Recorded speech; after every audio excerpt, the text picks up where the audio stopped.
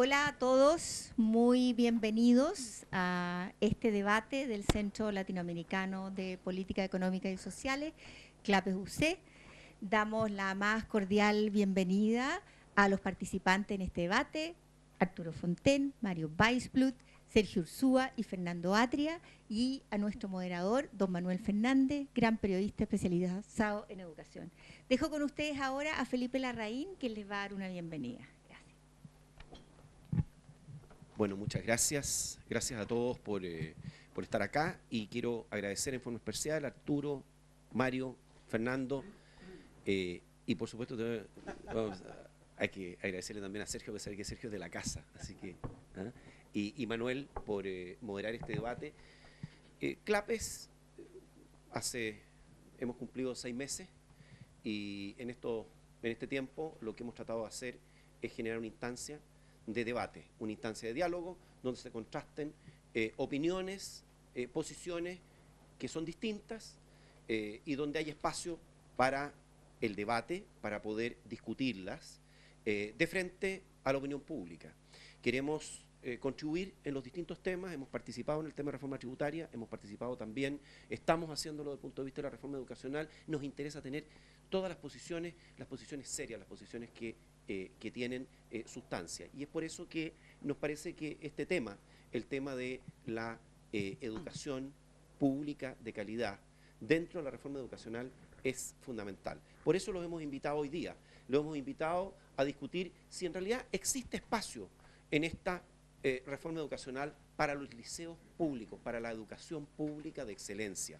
Es esa la pregunta que les queremos hacer. Así que sin ir más allá, creo que tenemos un panel extraordinario, pocas personas han trabajado más, tienen una posición que es algunos más o menos conocida, que hay un trabajo, un documento de trabajo que ha sido publicado, pero lo que queremos es justamente dejarlos a ustedes en el debate. Así que muchas gracias por estar acá y muy interesados de ver este debate. Así que nos vamos. Bueno, bienvenidos, vamos a iniciar este seminario. Como ustedes saben, el tema está ahí presente. Hay espacio para liceos de excelencia en el marco de la reforma educacional.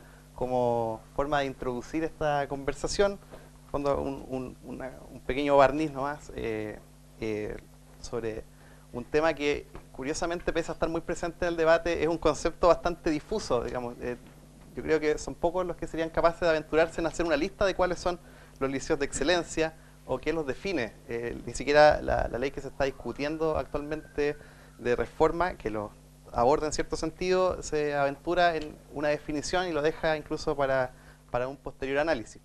Es un tema que ha generado, que despierta pasiones. Hay argumentos a favor de la supresión de las selecciones, los liceos emblemáticos. Se los acusa de que su mérito se basa en esa selección, en que incluso descremarían, se usa la palabra, a otros colegios, que los privan del efecto de tener buenos alumnos y que todos los colegios debieran tender al alto rendimiento.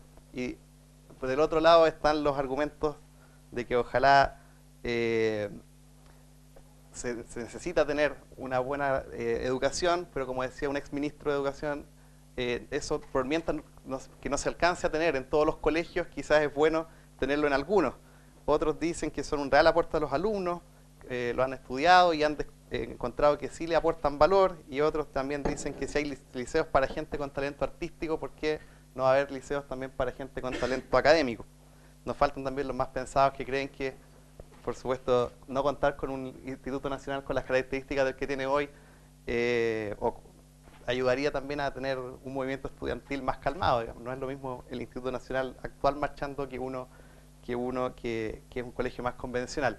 Entre esos mar de argumentos que dan algunos, tenemos aquí 4 probablemente de las visiones más lúcidas sobre el tema, los que van a tener a continuación cada uno en torno a 10 minutos para exponer sus posturas. Vamos a partir con don Arturo Fonten, que es Master of Arts y Philosophy de la Columbia University, es escritor, es profesor de la Universidad Diego Portales y de la Universidad de Chile. Adelante. Muchas gracias. Y muchas gracias por estar aquí. Lo que vamos a presentar con Sergio Ursúa, y también trabajó en este documento Silvia Leiva, Es básicamente un documento que está publicado en CLAPES y que aborda el tema de los liceos de excelencia. Lo principal para todos, ¿no es cierto?, es que haya educación para todos y de un nivel suficiente.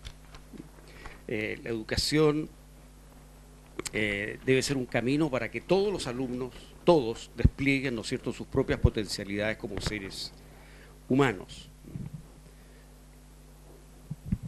La tesis de Rawls, que lo tomamos como un marco general, ¿no es cierto?, es básicamente esa, ¿no es cierto?, que todas las personas, la aspiración es que todas las personas tengan aproximadamente las mismas perspectivas de cultura y logro para aquellos con motivación y talento similar.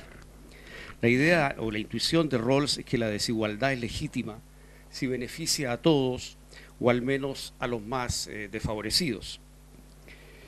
En educación esto implica, ¿no es cierto?, que el alto rendimiento de los mejores es legítimo si beneficia a todos o al menos a los más desfavorecidos. Ahora, esto está muy lejos de cumplirse. Tenemos un 51,5% de nuestros alumnos a los 15 años con un nivel de matemática muy deficiente de acuerdo a las pruebas PISA. De manera que este es un tema difícil, es un objetivo que no es fácil. Aquí tienen ustedes un gráfico que muestra cómo está Chile en relación con Kirguistán, que es el que sale peor en PISA, y en el rojo, digamos, es el nivel de Shanghái. Lo que esto muestra es que hay 1,2% de chilenos que tienen un nivel equivalente al promedio de Shanghái, China, y un 11,2% que tiene un nivel equivalente al promedio de Kirguistán, ¿no? Lo que muestra esto es que tenemos problemas abajo y arriba.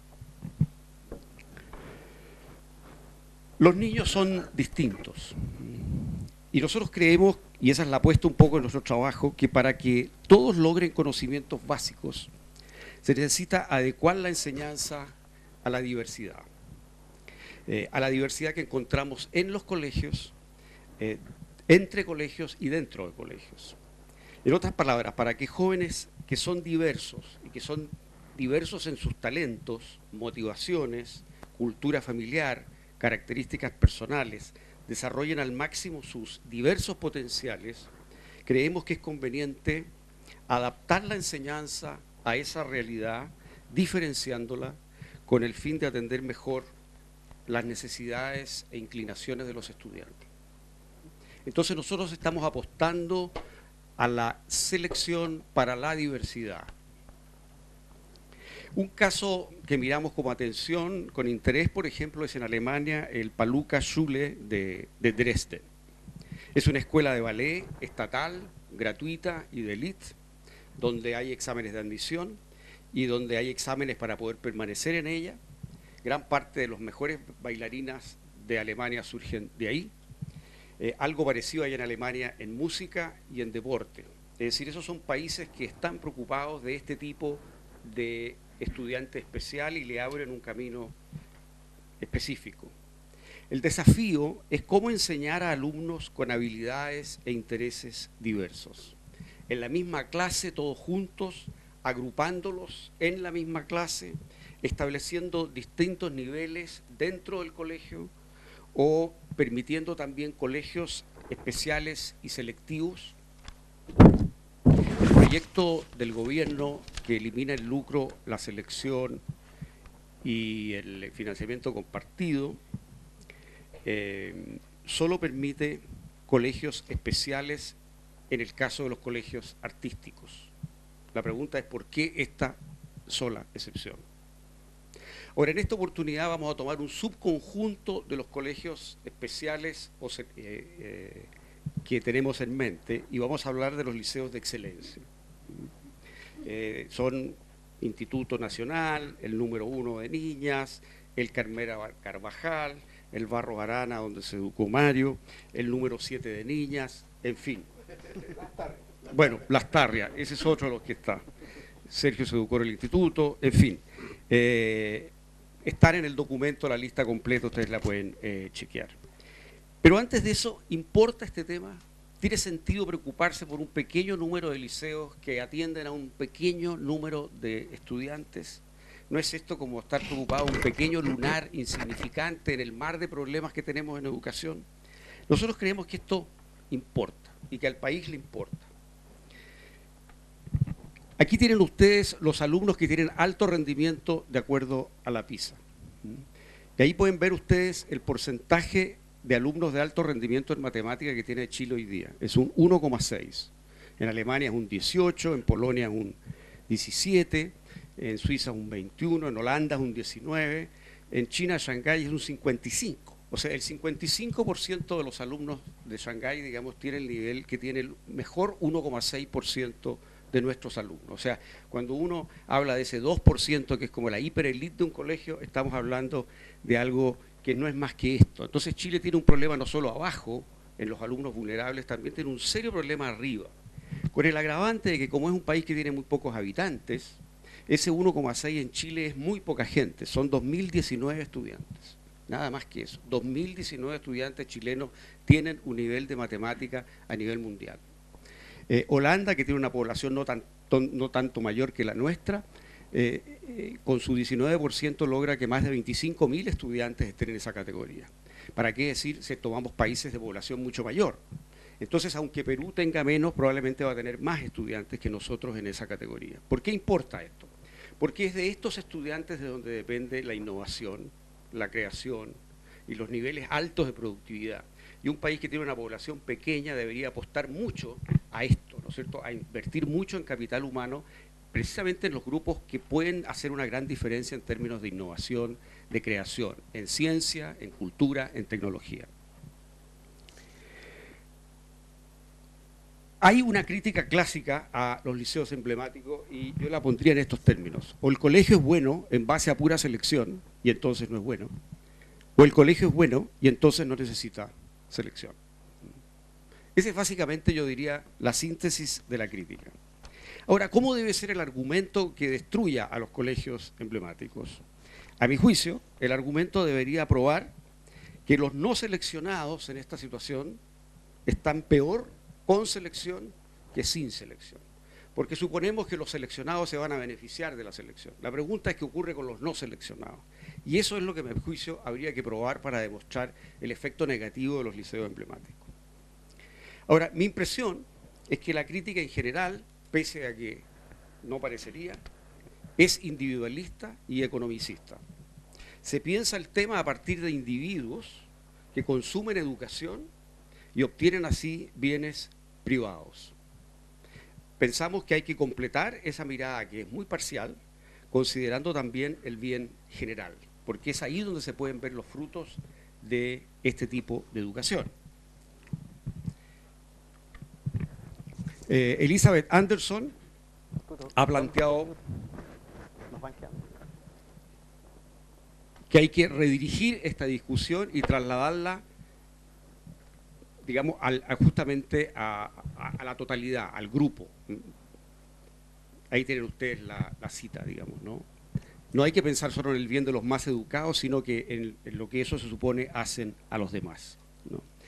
Ahora, estos colegios son inclusivos. Ustedes pueden ver aquí la composición social de los colegios privados. Aquí tienen la composición de los colegios emblemáticos. Lo primero que hay que dejar claro es que estos colegios son sumamente inclusivos desde el punto de vista socioeconómico, con lo cual cumplen con el ideal de Dewey, mezcla de alumnos de distinta proveniencia, intercambio de culturas, de niveles socioeconómicos, y son colegios extraordinariamente democráticos, son verdaderas escuelas de democracia.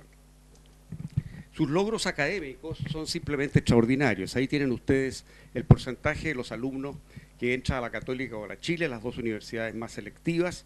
En los municipales es un 1,10, en los emblemáticos un 17,45, en los privados pagados un 17,70. O sea, estos liceos, pese a esa composición socioeconómica que ya mostramos, logran igualar los resultados de los particulares pagados. Es el único caso en la educación chilena donde se rompe la conexión entre cuna y rendimiento académico, que es justamente lo que querríamos que el sistema en general se moviera en esta dirección, ¿no es cierto?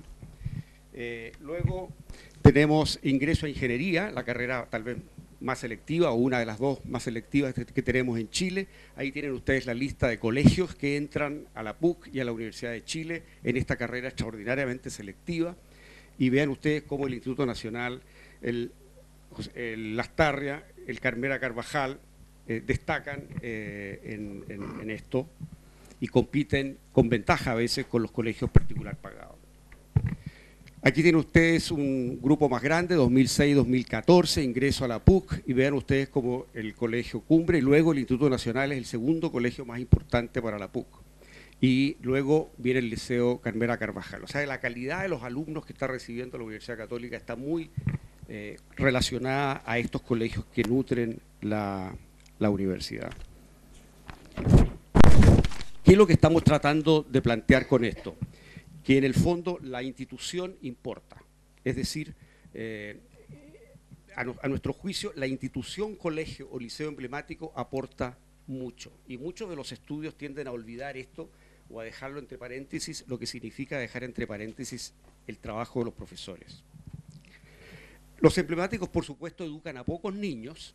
Sin embargo, ese es un problema que hay que atacar más bien ampliando los emblemáticos que reduciéndolos. Ya vimos que el Liceo de Maipú, el Nacional de Maipú, ya está compitiendo con éxito, entrando gente a Ingeniería de la Chile. Ese es un colegio que se creó en el 2003 y fue creado, por así decir, es un hijo del Instituto Nacional. Es decir, estos son experiencias que se pueden replicar. Pero, desgraciadamente, tenemos en Chile en marcha una operación de pinzas que va a estrangular a los emblemáticos. Por una parte, la introducción del ranking que castiga a estos colegios. Y por otra parte, tenemos en el proyecto de ley del gobierno el fin de la selección vía prueba de admisión, el establecimiento de una selección muy imperfecta, muy distinta de la que hay hoy, que la definen los propios colegios. Solamente el 20%, basta con estar dentro del 20% superior de una escuela para poder postular a uno de estos colegios, y de entre ellos se elegirá al azar. O sea, se sustituye el mérito por el azar. Lo que hay hoy es promedios de notas más un exigente examen de admisión. Lo que va a haber es una posibilidad de que un 20% de los alumnos superiores postulen, para esto es mucha gente, y dentro de ellos lotería. La competencia académica meritocrática es sustituida por la lotería. Nosotros tenemos una propuesta sobre el tema de ranking en la cual no voy a entrar. Pero es anómalo seleccionar. Lo que estamos planteando es como totalmente contracorriente. ¿Qué nos dice la experiencia? ¿Hasta qué punto lo que estamos planteando parece una locura o una cosa fuera de lugar? ¿Qué es lo que podemos saber de esto? Bueno, estos son los países que seleccionan, ¿no? Y si ustedes se fijan, son prácticamente los mejores países en PISA. Todos ellos seleccionan en algún momento de la enseñanza media. El caso de Shanghái, de Singapur, que selecciona a los 12 años, son Hong Kong, de Corea, en fin, Japón, Suiza selecciona a los 12, Holanda, que es el número 10, selecciona a los 12, etcétera. De manera que la selección entre colegios, lejos de ser una excepción en el mundo de la educación hoy día, es algo bastante común, y es muy común en los colegios más exitosos en PISA. Muchas gracias.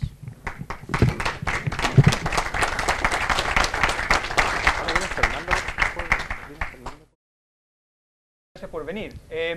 El título de esto le llamé Selección Nacional, porque de alguna forma voy a hacer el argumento de por qué creo que es importante en el contexto de la investigación que realizamos, las cosas que hemos estado discutiendo y en el debate con Arturo y en el debate nacional, por qué de alguna forma es interesante y valorado tener la posibilidad de seleccionar. Voy a retomar un poco lo que planteaba Arturo, pero anticipando que voy a estar corto de tiempo. Si tuviese 30 segundos en un ascensor con alguno de ustedes, le diría, mira, lo que quiero decir hoy día tiene dos puntos básicos. Primero, la selección en el contexto mundial ocurre. Y segundo, es que existe evidencia de que existe algún impacto académico respecto de la selección en Chile, incluso en el mundo. Esa es básicamente la lógica. Primera, digamos, evidencia. Retomando un poco la lógica de que la selección no es una cosa particularmente extraña en el contexto de los modelos educacionales en el mundo. Y esta información de PISA, estos son los informes de la OECD, y muestran dos ejes. El eje Y acá, ¿cierto? El vertical, básicamente muestra el porcentaje de estudiantes que son seleccionados de acuerdo al director, de acuerdo a dos elementos que son académico, carta de recomendación o mérito académico directamente entre colegios. ¿Okay? Entonces el director dice, sí, yo efectivamente tengo estas cosas funcionando y el porcentaje de alumnos, entonces sujeto a eso se calcula en función del número de directores que responden a esa pregunta. Y el eje X que está acá, el horizontal, es la selección pero dentro del colegio. ¿Qué otra forma de analizar el problema? Uno podría decir, yo me opongo a rajatabla a la selección entre colegios, pero puedo permitir que exista selección dentro de los colegios, que es una alternativa. Bueno, lo que ocurre cuando ustedes miran acá, y este es el porcentaje de selección dentro de los colegios, en al menos en este caso son al menos un curso. ¿Ok? Y ustedes pueden ver cómo tienen está básicamente poblado todo esto, y los top 10, es bien interesante, que son los puntos rojos que están acá en PISA, son todos países que tienen niveles de selección entre colegios sobre el 50%. Es decir, top 10 hace mucha diferencia, y de hecho Finlandia aparece que es un país que tiene en la práctica el menor porcentaje de selección entre colegios, un 4%, es casi un outlier, está por acá abajo. Ahora, cuando el análisis se hace un poquito más allá e incluye todo tipo de selección dentro de los colegios, la situación se vuelve incluso más dramática. Ya tenemos que en la práctica, si bien todavía tenemos 50%, ¿cierto? Los top 10 están arriba, acá está Chile, en la práctica selección ocurre dentro de los colegios. Estos tipos lo que hacen, de alguna forma, puede que yo tenga, sea laxo la selección entre colegios, pero el momento de los que hubo, cuando yo tengo que empezar a desarrollar el proyecto educativo dentro de mi colegio, lo que hago es que tengo que tener alguna forma de selección. Ahora, eso pueden ustedes, en esa tensión, ¿cierto?, entre la balanza entre lo que es selección entre colegio o dentro de colegio, ustedes pueden pensar las diferencias que hacen en la estructura educacional que existen, incluso la infraestructura física que puede existir dentro de los colegios. Y no es fácil entonces, por ejemplo, para Chile es muy distinto moverse en esta dirección, sin ninguna duda que moverse en esta dirección es más complicado, ¿cierto? Porque nos transformaríamos en outliers si vamos de hecho así. Pero aquí tenemos opciones y en general las opciones implican algún tipo de selección. De hecho, cuando uno mira el reporte de la OECD, lo que ellos plantean no solamente que esto es una cosa natural, sino que incluso ha ido aumentando en el tiempo. En los últimos 2 años, en los últimos 10 años, entre el 2003 y el 2012, de hecho el porcentaje de países que han tenido esta forma de selección ha ido aumentando. Y nosotros estamos yendo, al parecer, en la dirección contraria. ¿Qué es lo que dice la literatura? Un barniz de la literatura rapidito, digamos, de qué es lo que sabemos respecto al impacto de selección. Hay para todo. Bo Jackson, que analizaba, por ejemplo, en Trinidad y Tobago, le encontraba que habían resultados positivos de selección académica sobre el desempeño de los alumnos. Esther Duflos, Pascaline Dupas y Michael Kremer miraban Kenia, les daba positivo. Justin Hastings le daba positivo en el caso de Charlotte. Fryer le daba positivo. Después tenemos incluso Miguel Urquiola mirando Rumania le da positivo. Y después tenemos los casos americanos que en general la evidencia es cero negativa. Pero ustedes empiezan a pensar, claro, lo que ocurre es que probablemente la opción que tiene el chico en Trinidad y Tobago del establecimiento vocacional en el cual no quedó es bien distinta, ¿cierto?, a la opción que puede tener el chico en Boston o en Nueva York, ¿cierto? Y eso hace la diferencia totalmente. Entonces hay que tener mucho cuidado cuando uno toma la literatura y dice este resultado es así, porque la verdad que da para todo y hay que tratar de entenderlo en el contexto del país o en la institucionalidad que se dio el estudio. En Chile teníamos el estudio de Valenzuela y Allende, que es un documento de trabajo que lo encontré, parece que fue financiado con su Fondesit. Ellos deciden mirar 30 establecimientos públicos, le llaman emblemáticos, pero la verdad que son establecimientos públicos que seleccionan. Habían 2 en el Maule, 3 en la 8ª región. Y lo que ellos hacen es básicamente tratar de comparar promedios de alumnos, controlando por un montón de cosas, y lo que encuentran es que no hay efecto significativo, no hay efecto de selección, cuando ellos comparan estos 30 establecimientos con la alternativa.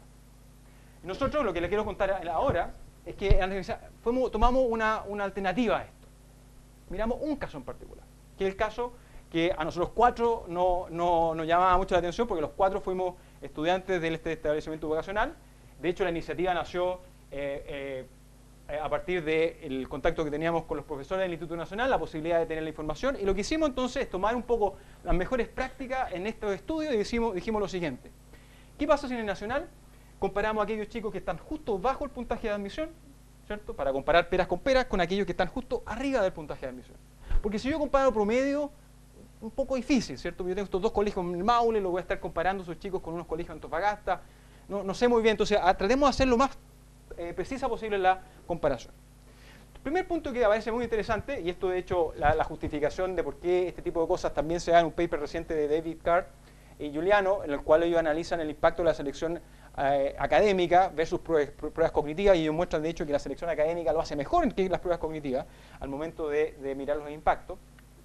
Pero si uno mira estos establecimientos vocacionales y mira el impacto que estos tienen sobre, por ejemplo, la probabilidad de nuevo entrar a la Católica y a la Universidad de Chile, en función del origen socioeconómico de estos estudiantes, desde los ingresos del hogar en 2008, lo que es notable es que incluso aquellos alumnos del establecimiento, ¿cierto?, que vienen de las familias de menor ingreso, de los establecimientos emblemáticos, tienen un 16% de probabilidad de entrar a la Católica y a la Chile, que es similar al promedio, ¿cierto?, de lo que tendrían los municipales más ricos, digamos, en los mismos establecimientos educacionales.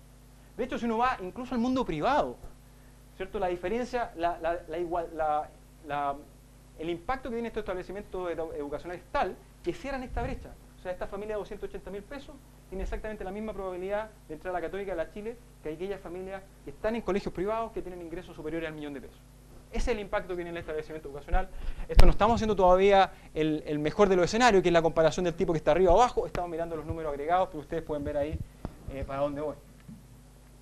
De hecho, si uno empieza a correr regresiones, lo que uno encuentra es que en estos establecimientos educacionales, el Instituto Nacional y el Carmela Carvajal, por poner dos ejemplos, no existe asociación entre el nivel de ingreso y la probabilidad de entrar a estas universidades. Ahora, yo he conversado con algunos apoderados, padres apoderados de estos establecimientos educacionales, y te dicen, no, lo que pasa es que es más complicado todavía, porque esto está bien, se da todavía. Lamentablemente los chicos, por ejemplo, ni siquiera están entrando a su primera opción. Eso nosotros no lo pudimos controlar, pero es un elemento que hay que tener en consideración también, producto del ranking en particular. ¿Dónde están los alumnos del Nacional? ¿De dónde vienen? Esa es la clave. Punto número 1. Instituto Nacional, está acá al medio, Arturo Prat, 33. Esto es Santiago. Viene de todos lados, excepto de Las Condes. ¿Ok? Entonces, cuando hablemos de inclusión, este no es un problema que le va a pegar a los chicos que están de Las Condes, que era Nacional. Esto es un establecimiento educacional que está utilizado en su gran mayoría por chicos que vienen de Maipú, Conchalí, La Florida, ¿cierto?, Quilicura. Se pagan horas de viaje, y esta es probablemente, de mi perspectiva por lo menos, la mejor evidencia del impacto que tiene un establecimiento educacional de este tipo.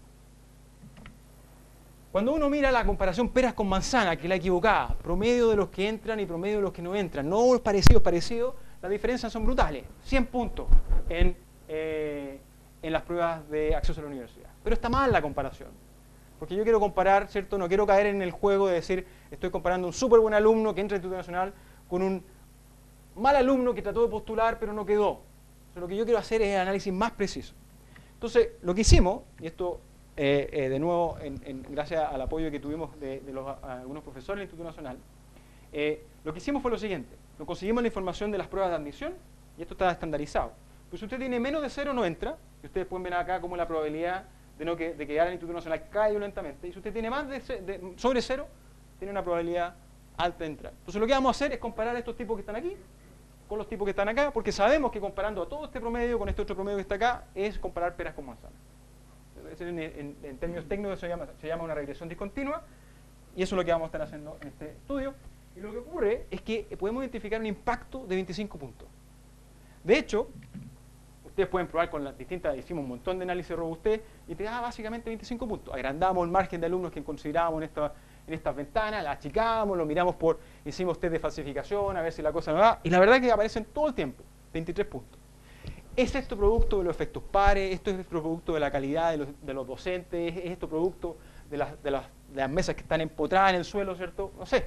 Pero lo que es cierto es que para el tipo que está bajo y el tipo que está arriba del puntaje, esto significan 25 puntos en la PSU. Sergio, 2 minutos. 1 minuto, perfecto, está bien. Te dije que iba a compensar. ¿Cuáles son las conclusiones? ¿Cierto? Esto es un mecanismo que funciona. El Instituto Nacional funciona. Es un imán para padres que están preocupados de buscar la posibilidad, que entienden la importancia de la meritocracia, entienden la importancia del esfuerzo, ¿cierto? Y es un establecimiento educacional que ofrece las oportunidades para efectivamente desarrollar ese tipo de habilidades. En ese sentido, es un ascensor seguro, ¿cierto?, que ofrece el Estado. Porque una cosa muy interesante acá es que en esta discusión, yo espero en algún momento que los sostenedores de estos establecimientos vocacionales empiecen a reclamar, o que digan algo, porque lo que estamos mirando es que los alumnos se están yendo de estos establecimientos a otros establecimientos vocacionales. ¿Quién es responsable de eso? Es un tema que que es interesante, que habría que escuchar, ¿cierto?, a los alcaldes respecto de cuál es su posición en este caso. Y lo que quiero claro es cómo de alguna forma delimitar la existencia de estos establecimientos va a permitir, ¿cierto?, hacer el sistema más inclusivo, ¿cierto?, sin dañar a las familias que optaron por esos establecimientos educacionales, y más en el fondo, ¿cierto?, dándole una señal, ¿cierto?, cómo evitar dar una señal de que estos establecimientos educacionales al final del día, que promueven el esfuerzo, que promueven el estudio, no son vistos como opciones que en la práctica no lo hacían. Entonces, el mecanismo de incentivo desde el punto de vista del chico está en cuarto, en quinto básico, y estoy seguro que todos aquellos que pasamos por el establecimiento educacional, no fue una cosa que llegamos el día de la prueba y dimos la prueba, eso fue un trabajo de mucho tiempo, y esa noción, ese incentivo, ¿cierto?, la promoción del esfuerzo académico y del estudio, me parece que con las cosas que se están realizando, de alguna forma son cuestionadas, y yo dudo, no me queda claro, ¿cierto?, después de escuchar, sobre todo después de escuchar al ministro anoche, en tarde de la noche, había sido muy tarde, por eso no entendí bien lo que decía, pero no sé si esto va a significar el proyecto de ley, el término de estos establecimientos educacionales, o qué. Pero la señal, sin ninguna duda, respecto de la importancia de este tipo de incentivos, a mí me parece que es importante y que hay que brindarle mayor atención. Vamos.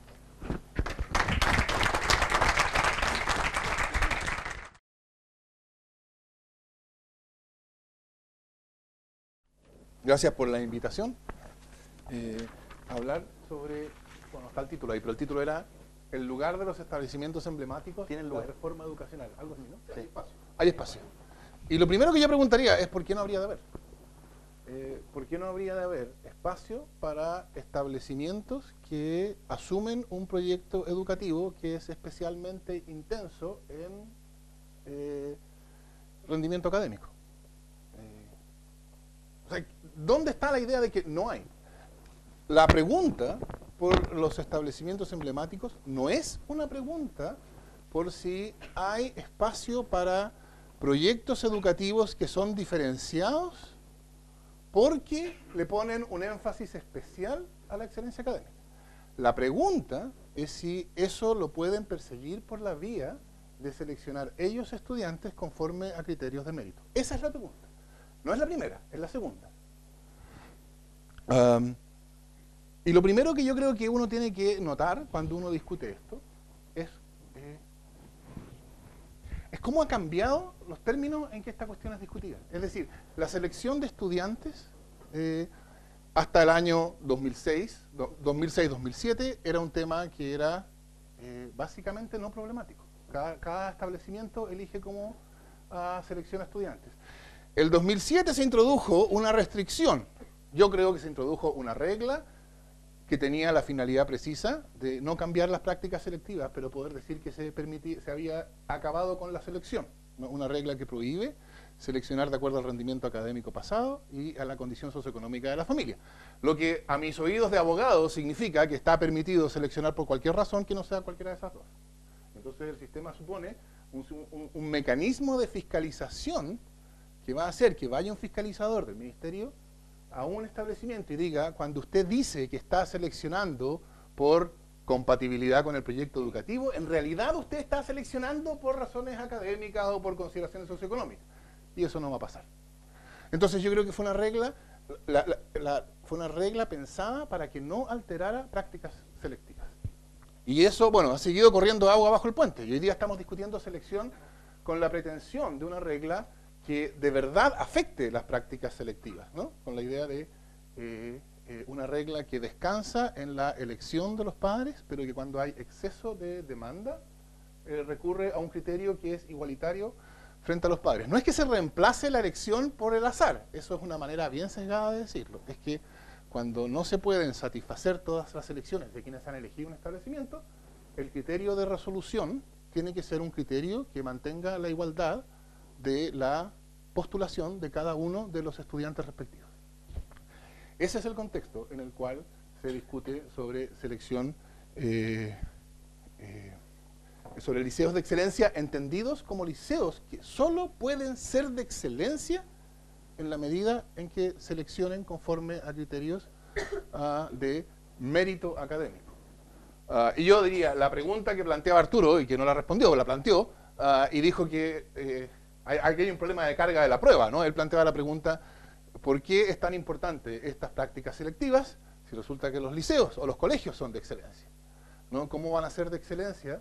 Si solo son de excelencia porque seleccionan, entonces no son buenos. Y si son buenos, no necesitan seleccionar. Respecto de eso en general, yo diría un par de cosas. Respecto de esta idea, de la pregunta por los liceos de excelencia, entendidos no como liceos, proyectos educativos que tienen una preferencia especial por el desarrollo académico, sino como proyectos que solo pueden existir en la medida en que estén legalmente autorizados para seleccionar ellos mismos sus estudiantes conforme a pruebas de ingreso. Lo primero es que lo que yo creo que ha estado en discusión sobre la selección marca una diferencia en la manera en que se piensa sobre la educación. Y esto es lo que yo creo que está bien descrito, diciendo que es la transformación de la educación en una mercancía que se lanza en el mercado en un derecho social.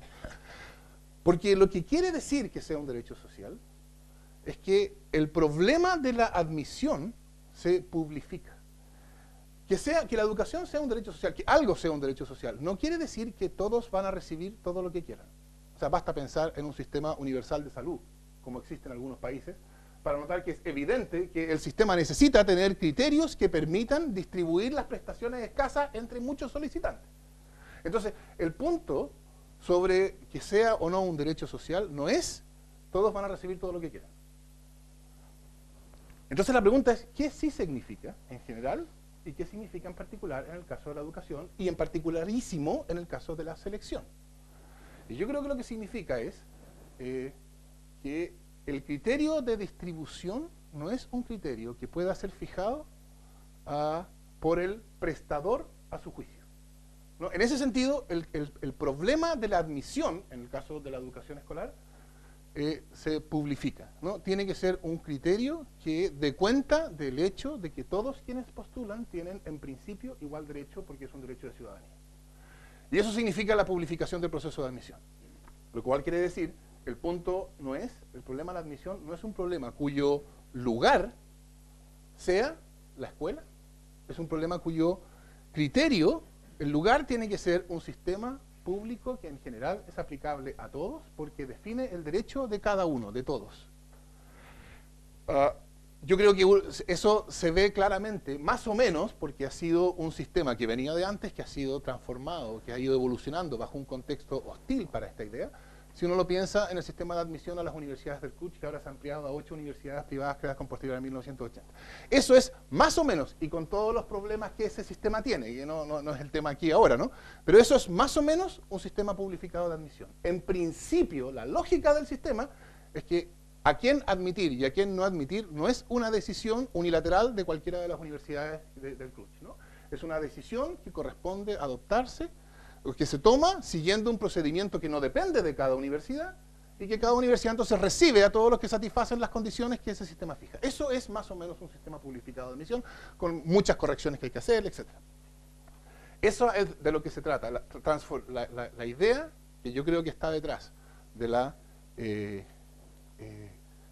discusión sobre selección en materia escolar es ese, publicar el problema de la admisión. Publificarlo no en el sentido, porque yo he aprendido que en esta discusión hay que ser cautos respecto de las posibilidades de malinterpretación, bien intencionado o no, ese es otro tema, puede ser porque uno lo expresa mal, pero publicarla no en el sentido de que la admisión será ahora decidido por algún funcionario en un escritorio del Ministerio de Educación, publicarla en el sentido de que sea un proceso que ocurra conforme a criterios públicos y entonces no dependa de la voluntad unilateral del que ofrece el servicio, en este caso el establecimiento.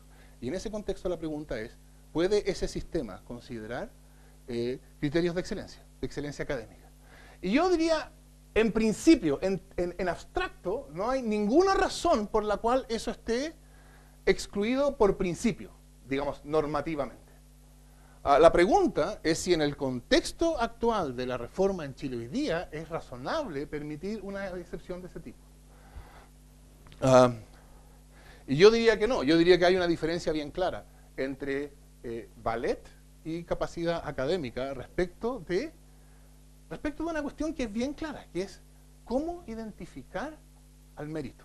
Porque la discusión supone que el problema es cuál es el rol que el mérito del estudiante que postula ha de tener en la selección al establecimiento. Y yo diría que eso pasa por alto a la cuestión más importante. La primera es qué puede ser denominado mérito y la segunda es cómo identificarlo. En cuanto a la primera, Aquí pasa una cosa bien irónica, y es que cuando se trata de autorizar, de hacer responsable a un menor de 18 años por las decisiones patrimoniales que él tome cuando contrata, la ley lo niega. El menor no es responsable por los contratos que firme antes de los 18 años. Y la pregunta interesante es ¿por qué la ley no le permite contratar al menor de 18 años? La respuesta es clara. La ley no le permite contratar al menor de 18 años porque la ley sabe, o la ley asume, y yo creo que eso es una asunción bastante razonable, que antes de los 18 años va a contratar mal, va a contratar irresponsablemente, porque no se ha desarrollado lo suficiente para tener un juicio adecuado sobre cómo contratar.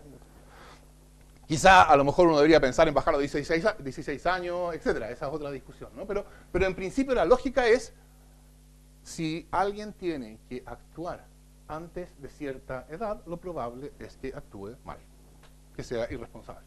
Si alguien tiene que elegir, un niño tiene que elegir a los 12 años si jugar al fútbol o estudiar, lo probable es que elija jugar al fútbol, porque de eso se trata ser niño. Entonces, en la idea de mérito, la idea de seleccionar por mérito académico a niños, por eso yo creo que la discusión sobre la admisión universitaria es distinta. Ese tiene otra lógica. Pero la idea de seleccionar por mérito académico a niños significa hacer depender las oportunidades de desarrollo futuras de opciones, de elecciones que alguien toma cuando se da por entendido que por estar todavía en un proceso de educación va a elegir mal. No es que se dé por entendido, es probable que elija mal. Eso, diría yo, es la razón por la cual en la educación escolar toda forma de selección que apele al mérito tiene que ser por lo menos sospechosa. Todo tiene que ser sospechosa de estar premiando a quien no podía o castigando a quien a aquel a quien no se le puede esperar otra cosa, respecto al cual no se puede esperar otra cosa. Y yo creo que eso cambia los términos de la discusión sobre la selección. Por supuesto, el siguiente problema va a ser cómo distinguir en el resultado exitoso aquello que es atribuible al estudiante por su mérito. Y a mí me sorprende la facilidad con que en esta discusión aparece la apelación al mérito sin hacerse cargo de estas dos cuestiones. Es razonable que la ley distribuya oportunidades de desarrollo de la personalidad, atendiendo a las buenas o malas decisiones tomadas por personas a las cuales la misma ley le niega las posibilidades de contratar porque sabe que no van a contratar bien. Esa es la primera pregunta. ¿Es razonable hacer que las decisiones de personas que todavía tienen grados notorios de inmadurez por su edad tengan consecuencias graves para sus oportunidades de desarrollo futuras? Esa es la primera pregunta. Y la segunda pregunta es, ¿cómo podemos distinguir en el resultado exitoso de un estudiante aquello que es su mérito de aquello que es, bueno, todo lo demás, que lo sabemos demasiado bien? Es cosa de ver los resultados de la PSU de cada año. No sabemos que en Chile hay una correlación particularmente intensa entre origen y desempeño y resultados. Y esa correlación entonces hace que las apelaciones al mérito sean por lo menos problemáticas. Y entonces, la pregunta es, ¿cómo puede alguien hacer un argumento que descansa en medida considerable, no totalmente, no me voy a referir a otros aspectos, porque estoy terminando, ya estoy medio pasado, pero que descansa en medida considerable en la apelación, en la idea de mérito, sin hacerse cargo de estas dos cuestiones? Que yo diría, con esto yo no pretendo haberlo cerrado el tema, pero por lo menos digo, aquí hay dos cuestiones importantes que de las cuales uno tiene que hacerse cargo antes de poder empezar a hablar de que el sistema considere el mérito. Se me quedan un par de cuestiones, pero espero que después habrá quizá en la discusión posterior oportunidad para desarrollarla. Muchas gracias. Hola, muy buenos días.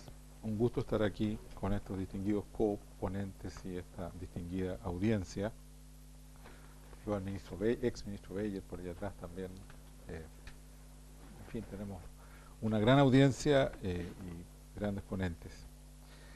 Yo voy a partir por decir que yo tengo severas dudas sobre la importancia relativa de este tema que vamos a discutir hoy en el futuro educacional de Chile. O sea, ubiquémonos en el tamaño del problema, ¿ya? Aquí estamos hablando de lo que va a pasar o dejar de pasar con el aprendizaje de aproximadamente 2.000 niños o jóvenes que van a estar estudiando, formándose y o postulando dentro de los 300.000 niños que van a estar postulando este año a la educación superior. O sea, estamos hablando del menos del 1 por 1000 de los jóvenes de Chile, y eso estadísticamente no va a alterar en lo absoluto el futuro productivo y el desarrollo del país. No le niego la importancia, hemos tenido presidentes de Chile, hemos tenido todo lo que ustedes digan, pero ubiquémonos simplemente en la importancia volumétrica del tema, ¿ya? Y a mí lo que me llama la atención es la cantidad de titulares que saca este tema, comparado con su importancia, comparado con la cantidad de titulares que saca el tema de, por ejemplo, la horrorosa formación que están recibiendo las parvularias en Chile, el horroroso salario de las parvularias en Chile, los horrorosos coeficientes técnicos de la educación inicial en Chile, de los jardines infantiles, y el futuro de Chile se define en ese tema 10 veces más que en el de los colegios liceos emblemáticos. O sea, solamente lo estoy diciendo porque ubiquémonos que en las importancias relativas de los temas a veces yo siento que se le da mucho a este tema y comparativamente mucho menos a otros temas como preescolar, como el espantoso estado en que están los liceos técnicos de Chile, donde está la mitad de los alumnos del liceo de Chile. Y de eso no se habla, ¿no? De los de abajo. ¿Ah? Esto es los de arriba y los de abajo. De los de abajo no hablamos, ¿no? Hablamos de los de arriba, de los que están seleccionados, de los que no están seleccionados, de los emblemáticos, de los bicentenarios. Tema de titulares. Los liceos técnicos no es tema. Donde el futuro del país se juega en los liceos técnicos. Pero ese como que tema como rasca, ¿cachai? Como tema así como de, ¿ah? Pa' pobretones. Y los liceos técnicos, y bueno, y cuántos tantos otros temas, digamos, de los cuales no estamos prestando atención, ni en la reforma educativa actual, ni en la prensa, ni en los titulares. Entonces, no puedo escapar de decir, pongámonos, ubiquémonos, digamos, en el problema. Segundo, yo no soy economista, le tengo un cierto susto a los economistas, ¿no? Pero creo que el Douglas North es un premio Nobel de Economía, ¿no? De la economía neoinstitucional, y él dice, los problemas son path dependent, dependen de la trayectoria. O sea, del de dónde venimos y para dónde vamos no es irrelevante, digamos, de la situación. Y aquí estamos hablando, señoras y señores, de la Sudáfrica educativa, en términos de segregación, ¿ya? Nos las hemos arreglado por distintas políticas que sería largo enumerar ahora, se las puedo nombrar uno por una. Pero el hecho es que aquí en Chile hemos creado un verdadero tablero de damas con 64 cuadraditos. Este es el de los emblemáticos, este es el de los bicentenarios, el de los particulares pagados, el de los el de los otros. Los establecimientos que son como Shanghái por un lado y los de Kirguistán en el otro lado, y tú podrías poner dentro de cada establecimiento de Chile si este establecimiento es Kirguistán o es Shanghái o es este o el otro, el de más acá, con una pasmosa homogeneidad interna, ¿no? Pero que afecta gravemente el desempeño del sistema educativo. Es en ese contexto que estamos discutiendo este problema. Entonces no lo olvidemos. El apartheid chileno es socioeconómico y es académico, ¿no? O sea, si se mira el índice de Duncan, que es como el Gini de la segregación académico, es horroroso. Ahí están los datos para mostrarlo. Si se mira el índice de Duncan socioeconómico, también es horroroso.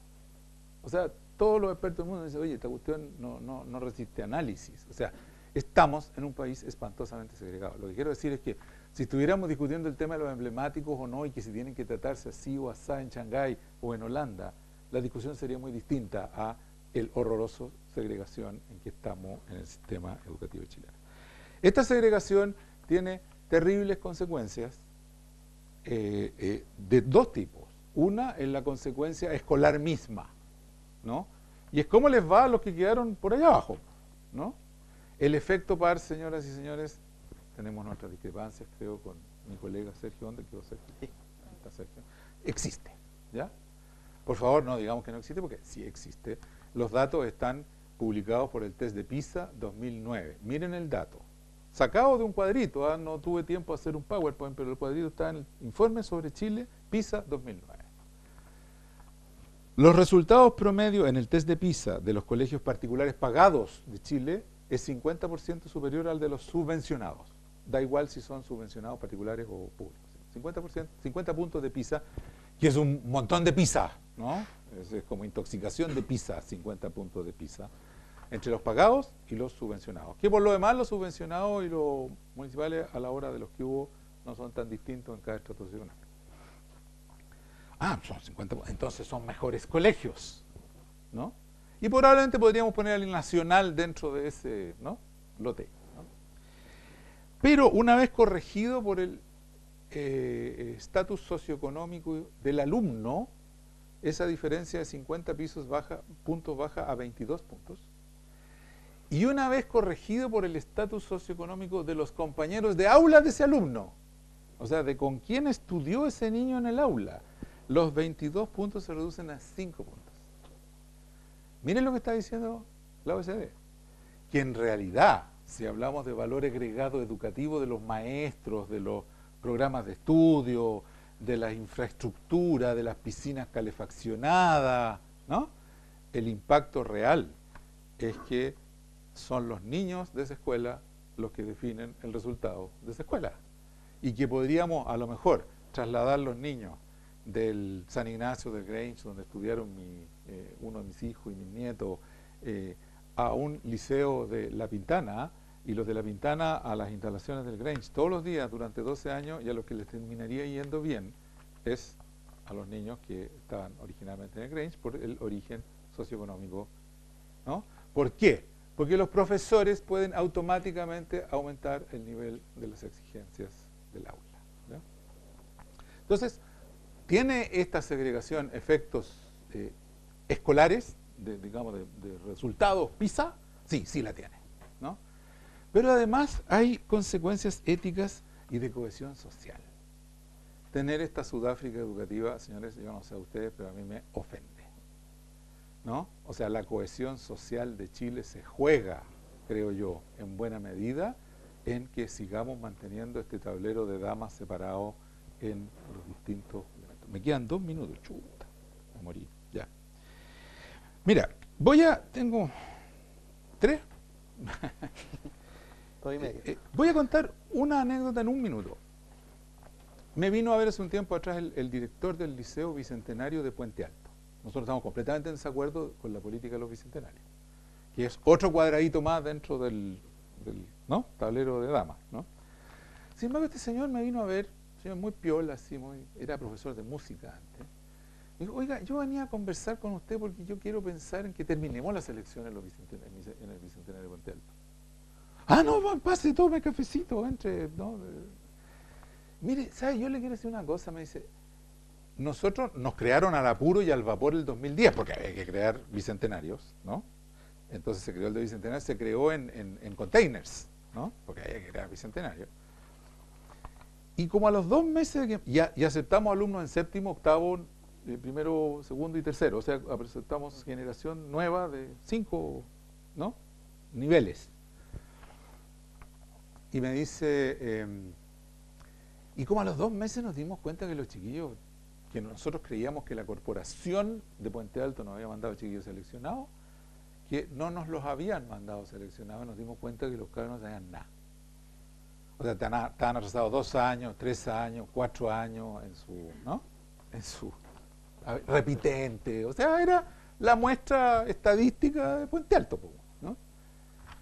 Y entonces, bueno, mira, ¿sabes lo que hicimos ese año? Porque después ya nos mandaron seleccionados, pero el primer año, la primera camada, ¿no?, eran no seleccionados. Y lo que hicimos fue olvidarnos del currículum. Chao. O sea, el currículum lo guardamos, el de séptimo, el de octavo, ¿no? No pasamos currículum. Diagnosticamos a cada niño, decidimos en qué nivel estaba ese niño y decidimos sacarlo de ahí para arriba. O sea, como vamos a bajar el nivel de cada niño y lo vamos a dar tutoría individualizada o en pequeños grupos para igualarlo. Ah, mira, ¿no? ¿Y cómo les fue? Bueno, mira, el gallo súper piola, como un tipo súper low key, ¿ah? Y me dice, bueno, en el primer CINCE de matemáticas sacaron 2.90, ya, y la segunda vez que le tocó CINCE sacaron 3.80. muy superior al del Nacional, por cierto, ¿no? Ya, no sé, pero ¿cómo? Bueno, sí se puede, ¿no? Sí se puede. ¿No? ¿Y cómo lo lograron? O sea, ¿dónde está la trampita? O sea, porque si esta es así la cosa, entonces, bueno, ya tenemos la solución para Chile, ¿no? Bueno, yo tuve una ventaja. Yo pude seleccionar a todos mis profesores. Y me dieron más plata. O sea, me dieron un plus de como 30% más de plata para la contratación de estos profesores, ¿no? Eso más la épica y sacamos adelante esta chica. Yo creo que es una anécdota pequeña, si tú quieres, pero que es una anécdota que tiene mucho que ver con esto que estaba hablando Fernando Bueno, que es el mérito, ¿no? Es el mérito, el examen, ¿no? Y termino, no sé si tengo un minuto más. ¿Un minuto? ¿Sí o no? Tú dime. No voy a ganar esa discusión. Está bien. 7 medidas concretas, según una opinión, pero que es completamente debatible. Primero, penalizaciones fulminantes a la selección y expulsión en educación básica. Las violaciones de la Ley General de Educación son masivas en básica. La Ley General dice que no se puede seleccionar en básica y se viola desatadamente, ¿no? Ahí sigue el hacha. No sé si cárcel, pero por lo menos quitar la licencia. O sea, yo esa parte no la dejaría pasar. Y la expulsión indebida, digamos que es otra manera de descremar, fuera. Anoche se aprobó en la Cámara que esto se aplica también a liceos particulares pagados, ¿no? Ojo. Ahora, yo no sé si eso es constitucional o no. Honestamente no sé si la Constitución permite eso. Pero me encantaría que lo permitiera, ¿no? O sea, porque paremos de gozar. Segundo, se aprobaron ciertos criterios generales para definir unos pocos emblemáticos en cada, no sé si región o comuna. Me parece ok que se seleccionen unos poquitos, porque la práctica internacional demuestra que hay países que definen unos poquitos emblemáticos, siendo emblemáticos de acuerdo a ciertos criterios, no solo por prueba de admisión o por nivel académico general, sino que pueden haber emblemáticos o magnetos especializados en matemática, en historia, ¿no? En artes o en deporte incluso, ¿no? Y que se especialicen en ciertos liceos. Yo no tengo problema con eso. Así se aprobó. Una cosa que no se ha mencionado, que a mí me la sugirió Andrew Hargraves de Boston y que aquí en Chile, porque yo le escribí para preguntarle por este dilema en que estábamos metidos, ¿no? Y me dice, una cosa que ustedes sí debieran hacer es que cada vez que un liceo sea beneficiado con el estatus de emblemático, debiera estar obligado a colaborar con las escuelas cercanas. O sea, que no sea esa isla que deja a los, ¿no?, de los lados así como en el fango, sino que tenga mecanismos de colaboración con las escuelas cercanas. Se aprobó que los emblemáticos seleccionen, anoche por ranking de notas, por decirlo de alguna manera. Es decir, que la selección no sea por prueba, sino que que puedan seleccionarse dentro de los emblemáticos dentro del 20% superior de su colegio, cualquiera sea el promedio de resultados de su colegio. Sí. Ya. Pero anoche se cometió, a nuestro juicio, un grave error legislativo que ojalá se corrija. Y es que se decidió transitar a la no selección sin gradualidad, es decir, sin anestesia. Es decir, que al año siguiente de aprobado, digamos, ya pasemos a la no selección. Y esto va a generar en 600, 700 colegios un problema gravísimo, porque son colegios que tienen culturas de décadas de estar enseñando alumnos seleccionados y van a pasar sin anestesia, alumnos sin selección. Esos profesores no van a tener ni siquiera la metodología ni las conductas para administrar una articulación no seleccionada. Perdón por el...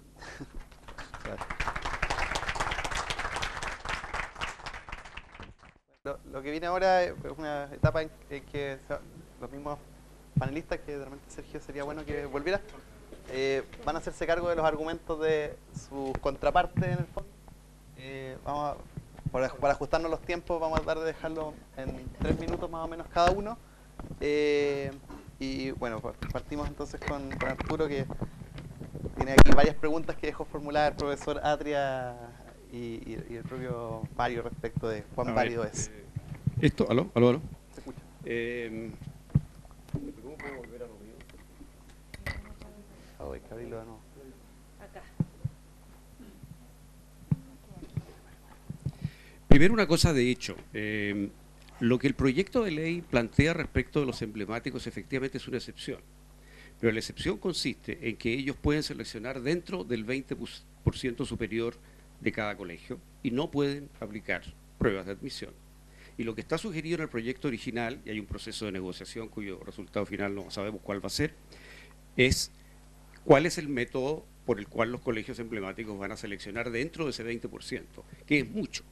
Digamos que la gente que llega a estos colegios emblemáticos no está dentro del 20% superior, está normalmente dentro del 2 o el 1% superior de un colegio y dan una prueba de admisión. De tal manera que si es un método aleatorio, como está en el proyecto original, es un método que va a dar como resultado alumnos de mucho menor calidad que los que tenemos hoy.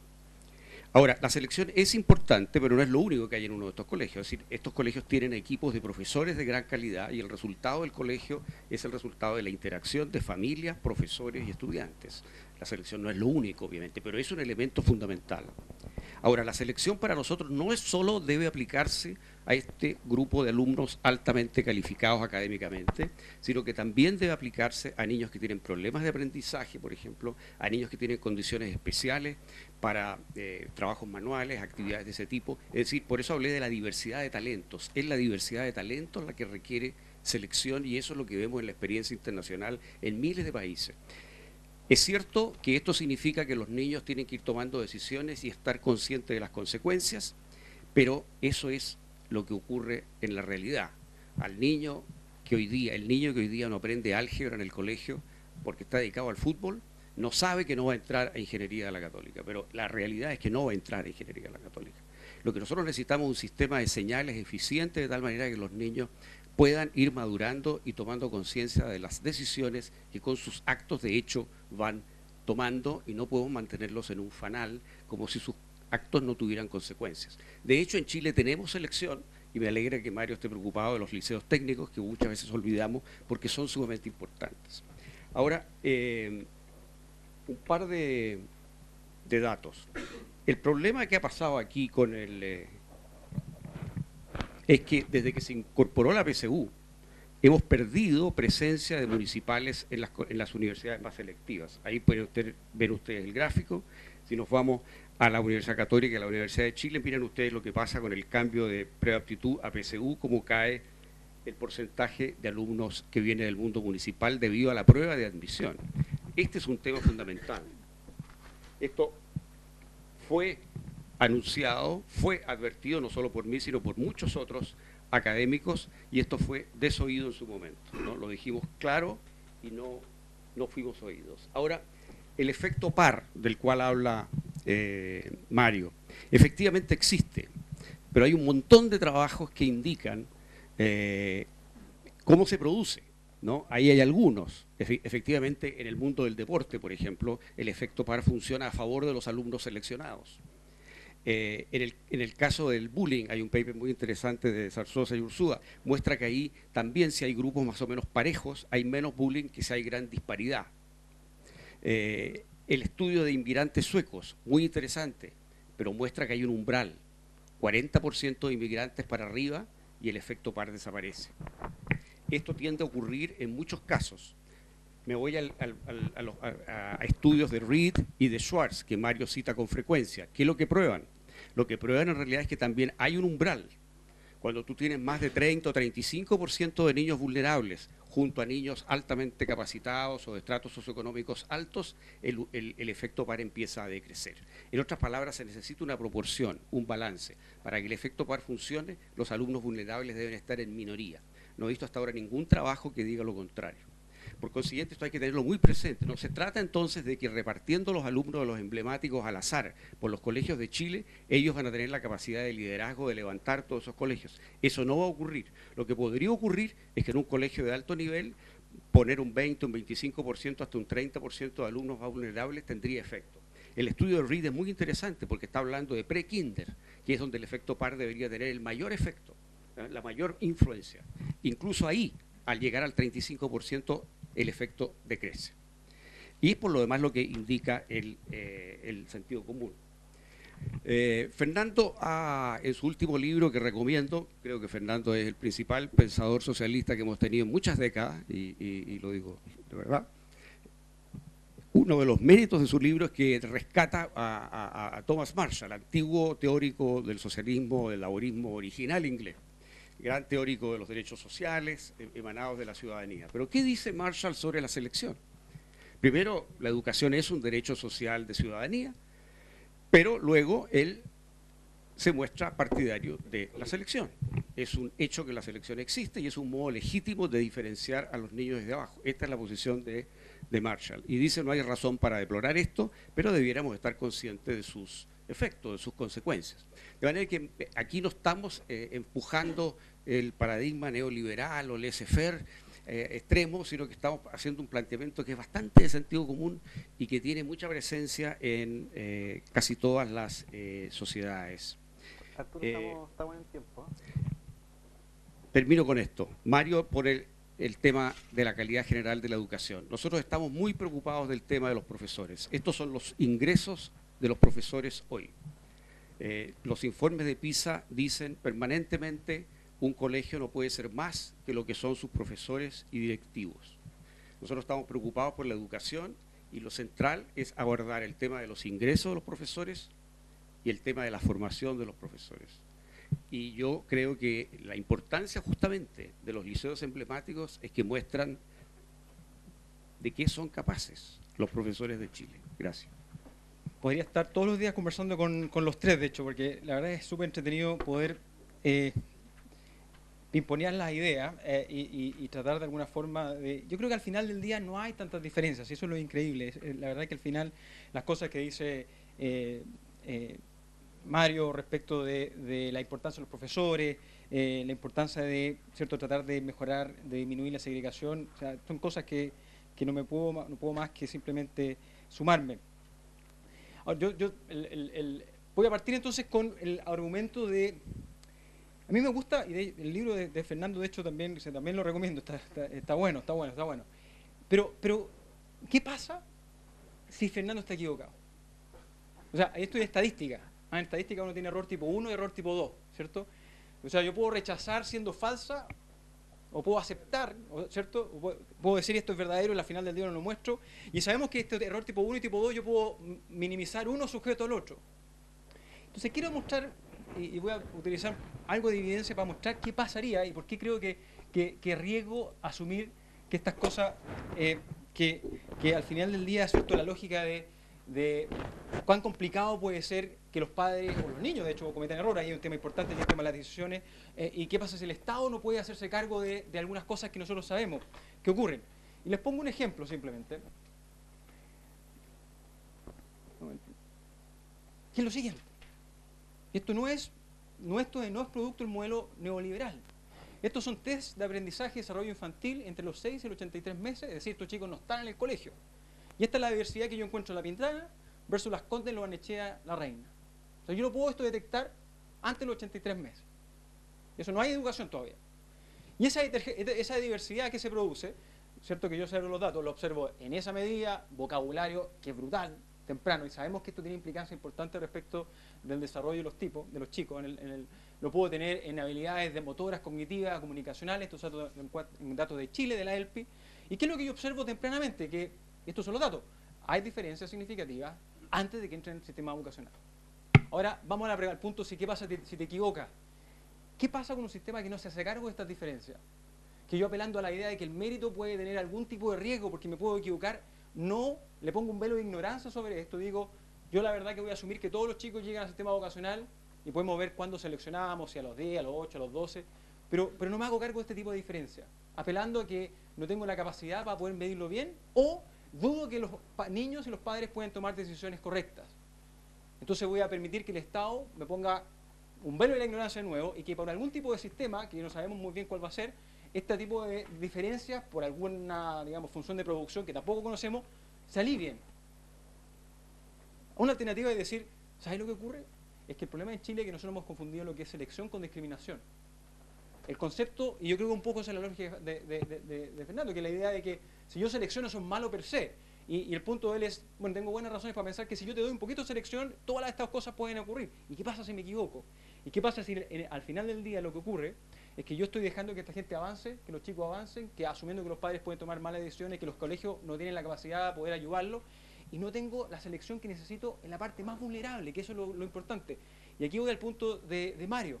¿Por qué? Y esta es mi interpretación. A mí también me sorprende por qué el tema de los liceos emblemáticos tiene tanta importancia. Es que yo creo que no es un tema rasca.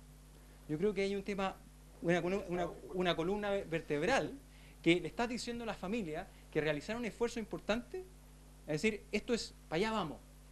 Y ellos hicieron los esfuerzos para poder revertir este tipo de diferencias y hoy día le estamos diciendo que no lo van a poder hacer. Y les doy un ejemplo.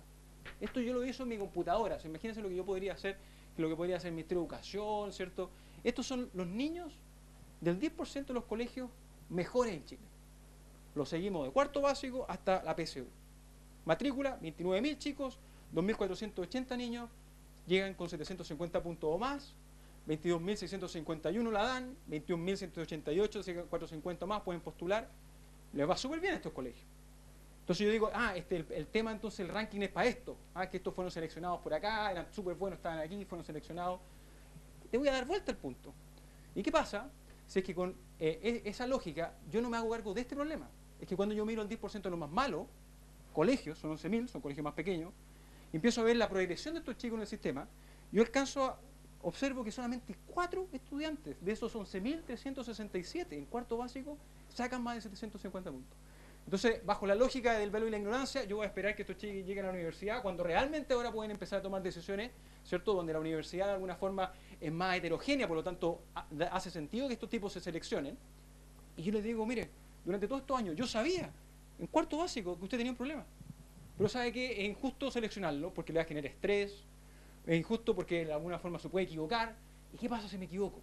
¿Y qué pasa si me equivoco? Y esta de alguna forma yo creo que es la mejor ilustración de los costes que puede significar no hacerlo. Por eso lo interesante es que yo creo que para eliminar los problemas, la segregación, para poder generar realmente igualdad de oportunidades condicional en las habilidades, los esfuerzos, las preferencias de las personas, al final del día no es que necesitamos más selección porque eso es sinónimo de más discriminación, sino que muy por el contrario, necesitamos tratar de encontrar los instrumentos que nos permiten decir, si usted está en esos colegios, usted va a tener un sistema que lo va a proteger, lo va a acompañar, y eso al final del día es selección. Ahora, 2 puntos, porque voy a terminar solamente porque por una cosa académica. El resultado PISA, Mario, eso no dice que los efectos par existen. Lo leí, porque me miré tu columna. No dice en ninguna parte efecto par. Lo único que muestra es el impacto del background socioeconómico sobre los puntajes. Segundo, y no quiero polemizar, pero es un tema académico que Francisco Javier Gil, tú dijiste que esto está aprobado. No está aprobado. Hay un paper, conozco solamente un paper académico publicado, con referato, cierto arbitraje, y tú miras el paper y el resultado es negativo. No es positivo. El paper, Mónica Silva, el resultado respecto de la experiencia de la USACH, del bachillerato de la USACH. Si tú miras el resultado, eso no está referado. A mí, yo por eso estoy diciendo, un tema académico, cuando yo miro el resultado académico que tú dices que está comprobado. No, yo miro el resultado del propedéutico de la USACH y yo miro las tablas, los números y los efectos son negativos. O sea, no son estadísticamente significativos, pero si tú miras las estimaciones puntuales, las diferencias son brutales. O sea, los chicos al final del día que entraron, ¿cierto? Los tipos repitieron más, estuvieron más tiempo en la universidad y no es claro que les fue mejor. Ese es el resultado de la evidencia del ranking en probablemente la experiencia más exitosa que tenemos, que es el caso de la USACH. El caso de la Católica, yo no sé si ese resultado se puede extender, la verdad, a lo que ocurre en los CFT, los IP o las universidades, que sabemos que no tienen, digamos, la capacidad para poder atraer ese tipo de estudiantes. Es bien distinto atraer a un chico que está en el margen de 650 puntos porque tiene un buen ranking que un tipo que tiene 450 puntos. Yo no sé, yo te digo, de nuevo, no es la idea de polemizar, pero cuando uno mira la estadística, los resultados, la discusión académica, yo no la vi. Gracias, Sergio. Vamos a subvertir un poco el orden para que Mario pueda hacerse cargo de inmediato de la réplica. Mira, Sergio, a ver, primero que nada, si es interesante polemizar, si no se trata de evitar las polémicas, para eso estamos, ¿no? Sí. Ahora, mira, yo te digo, yo no me he metido a estudiar datos y cifras significativas y de estudios referidos, todo. Yo lo único que me he guiado es por las declaraciones del rector de la Universidad Católica, de Francisco Javier Gil, y de los datos que ellos han dado, y si están equivocados, entonces yo voy a ser el primero en decir, oye, están equivocados, o sea, no tengo, ¿no? Y por lo tanto el sistema del ranking de notas no funciona, el ranking, bueno, ¿no? Así que me interesaría que que se aclare este punto, ¿no? Porque no estoy para defender cosas que no sean. Sí me extraña mucho que todos los cifras y datos y declaraciones que yo he leído de Gil, de la USACH, de la Católica, digan exactamente lo contrario de lo que tú estás diciendo, pero me atengo a lo que se estudie posteriormente, ¿no? Ahora, yo solamente quiero plantear muy brevemente dos cosas, más que de la polémica. Y es que yo le quiero suplicar a esta audiencia y a los que han estado tan involucrados en esta justa por los emblemáticos, que le pongan, por favor, un poquito más de energía comunicacional al tema preescolar. Los chicos, el estudio longitudinal que hizo David Bravo dice que en Chile el futuro de un niño está determinado a los 36 meses de edad. A los 36 meses de edad ya tú puedes predecir con bastante certeza cómo le va a ir ese niño en la vida, dependiendo de la comuna donde nació. Esa cuestión es obscena, ¿ya? Y entonces el tema preescolar es un tema que yo insisto, yo no le quito importancia a este tema, pero es que el oscurecimiento del otro tema en términos de centímetros columna es una cuestión que me parece francamente ofensiva, ¿no? Lo mismo con la educación técnica, que son los de abajo, ¿no? 40 y tantos % de los chicos están en liceos técnicos. Nosotros visitamos muchos de esos liceos técnicos y uno sale con ganas de llorar de esos liceos técnicos. Y esos no están en la discusión de que si la PSU y que si iban a entrar al Nacional o no, y su aspiración en la vida, si es que tuvieran algo de suerte, es poder entrar a un CFT sin entender bien lo que leen y salir del CFT sin entender bien lo que leen. Entonces, por favor, simplemente pongamos las cosas en sus justas dimensiones, tanto por ejemplo en preescolar como en liceos técnicos, obviamente en profesores, y lo que me preocupa es que desviemos un poco la atención a esto. Y por último, respecto al tema de la selección, sea esta en los emblemáticos como en los no emblemáticos, y aquí estamos hablando de terminar con la selección de alguna manera u otra, digamos, en 600 o 700 liceos, particulares subvencionados y públicos, que entiendo que hoy día son los que tienen algún mecanismo de selección. Por cierto, esta cuestión de que, oye, aquí hay escuelas básicas y hay liceos. La otra vez yo estaba conversando con Francisco de la Maza, y me dice, oye, ¿qué es esta cuestión de tener escuelas básicas y liceos? En Las Condes tenemos de prekinder a cuarto medio, y cuando los papás ponen a un niño en el Grange, lo ponen en prekinder para sacarlo en cuarto medio. O sea, esta cuestión de la transición al liceo, que todos la damos por obvia, a mí, después que me lo dijo el colegio, sabéis que tenéis razón, ¿no? O sea, ¿por qué? ¿No?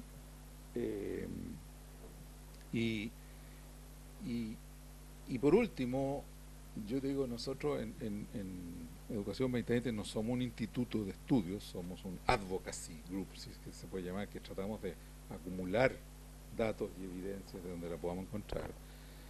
Nos hemos definido como gradualistas leninistas. O sea, estamos convencidos de la necesidad del cambio de rumbo, pero uno no mueve un barco con 4 millones de escolares así como de un paraguas. Y yo creo que lo que debiéramos hacer en materia de selección en emblemáticos y en no emblemáticos es entrar en un periodo de experimentación, porque lo que tenemos hoy día no es bueno en términos de segregación. La pregunta es cómo experimentamos, cómo vemos si la experiencia del Liceo Bicentenario de Puente Alto es replicable sin selección, por ejemplo. Es decir, darnos un periodo de algunos años de experimentación. Yo sé que eso es una ilusión total cuando uno ve las cuchilladas y las dagas en el Congreso, digamos, que los retroexcavadores contra los anti-retroexcavadores, y que sacar ese tipo de soluciones que serían probablemente las técnicamente más sensatas, que es, oye, démonos estos 3, 4 modelos experimentales en materia de selección en emblemático y en no emblemático, probemos 4 años, ¿no? O el tiempo necesario como para hacer una evaluación de impacto y de ahí sigamos adelante. Pero lo que sí creo es que la situación actual no es muy sostenible. Gracias. Gracias, Mario. Dejamos a Fernando. Ahí está el libro para los que están interesados también, para que lo conozcan. Este es el libro, acaba de salir. Se lanza el 9 de octubre a las 7 de la tarde en la Cámara de Diputados. Están todos cordialmente invitados. Partamos con el libro para poder sacarlo de la mano, porque como no hay dónde dejar las cosas, o sea, no con el libro, sino... está bien, Marshall opinaba que la selección no es problemática, Marshall también se puede equivocar, pero hay una cosa importante. Marshall en el mismo libro dice que el sentido de los derechos sociales es producir un divorcio, esto cita, un divorcio progresivo entre el ingreso real y el ingreso monetario. Esto es, por supuesto, explícito en los principales servicios sociales, como salud y educación, que dan beneficios en especie sin exigir contraprestación en dinero. Las ventajas que confiere el hecho de tener un ingreso monetario mayor no desaparecen, pero se restringen a un área limitada de consumo, ¿no? Si la educación es tratada, la salud es tratada como un derecho social, entonces las ventajas que confiere el tener un ingreso monetario mayor no se traducen en mayor protección de la salud, porque las prestaciones de salud se distribuyen igualitariamente. Entonces, si estuviéramos discutiendo sobre selección en un contexto en que la pregunta es ¿por qué no deberíamos tener problemas en que hubiera establecimientos que le enseñaran con intensidad griego y latín a sus estudiantes para que pudieran apreciar la vida sabiendo griego y latín? Que no me cabe ninguna duda que es mucho más de lo que el resto del perraje lo hacemos. Bueno, la respuesta sería no hay ninguna razón. Pero no es desempeño académico. Lo que pasa es que es distribución de oportunidades, ¿no? Es decir, la consecuencia no es precisamente que no se ha logrado algo como lo que Marshall decía, que las diferencias que confieren, que las diferencias que da la diferencia de ingreso monetario se han reducido por la vía de tener derechos sociales, sino que la vida entera, las oportunidades de vida entera de los estudiantes se van a decidir según si en sexto básico eligieron estudiar o jugar fútbol. Estoy exagerando un poco el argumento por la presión del tiempo. Entonces, precisamente en la medida en que las oportunidades no dependieran de modo tan brutal de la selección, entonces la selección sería mucho menos problemática. No tengo tiempo para responder todas las cuestiones, pero quiero decir un par de cosas. Arturo dice, eso es lo que ocurre en la realidad. En la realidad, el que elige jugar al fútbol va a tener menos oportunidades de vida que el que elige estudiar. Y sí, la pregunta no es si eso es lo que ocurre en la realidad o no. A veces no pasa así. A veces juega fútbol y estudia y le va mejor que el del lado. En fin, el punto no es ese. El punto es razonable estructurar el sistema educacional pensando en proveer incentivos racionales para sujetos que tienen 12, 13 o 14 años.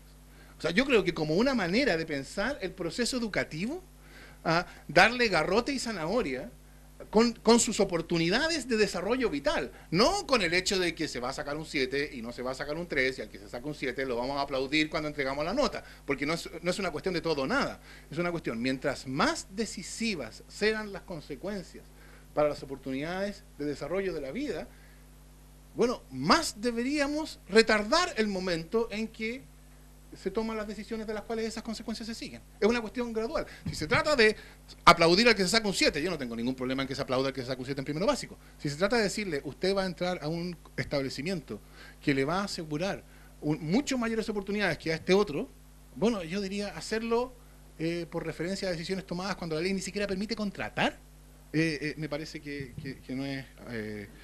no es correcto. Respecto a lo que dice Sergio,